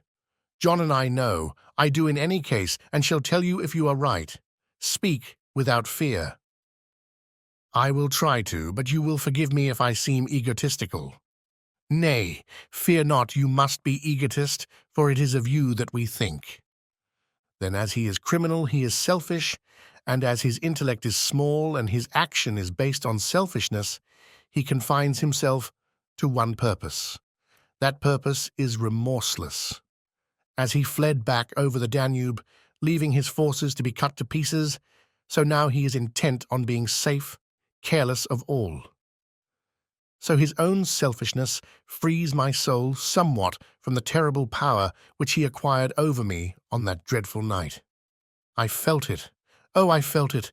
Thank God for his great mercy. My soul is freer than it has been since that awful hour, and all that haunts me is a fear lest in some trance or dream he may have used my knowledge for his ends. The professor stood up. He has so used your mind, and by it he has left us here in Varna, whilst the ship that carried him rushed through, enveloping fog up to Galatz, where doubtless he had made preparation for escaping from us. But his child mind only saw so far, And it may be that, as ever is in God's providence, the very thing that the evildoer most reckoned on for his selfish good turns out to be his chiefest harm. The hunter is taken in his own snare, as the great psalmist says. For now that he think he is free from every trace of us all, and that he has escaped us with so many hours to him, then his selfish child brain will whisper him to sleep. He think, too, that as he cut himself off from knowing your mind, there can be no knowledge of him to you. There is where he fail. That terrible baptism of blood which he give you makes you free to go to him in spirit, as you have as yet done in your times of freedom, when the sun rise and set. At such times you go by my volition and not by his, and this power to good of you and others, as you have won from your suffering at his hands. This is now all the more precious that he know it not, and to guard himself have even cut himself off from his knowledge of our where. We, however, are not selfish, and we believe that God is with us through all this blackness and these many dark hours.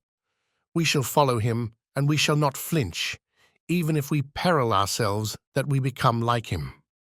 Friend John, this has been a great hour, and it have done much to advance us on our way. You must be scribe and write him all down, so that when the others return from their work, you can give it to them. Then they shall know as we do.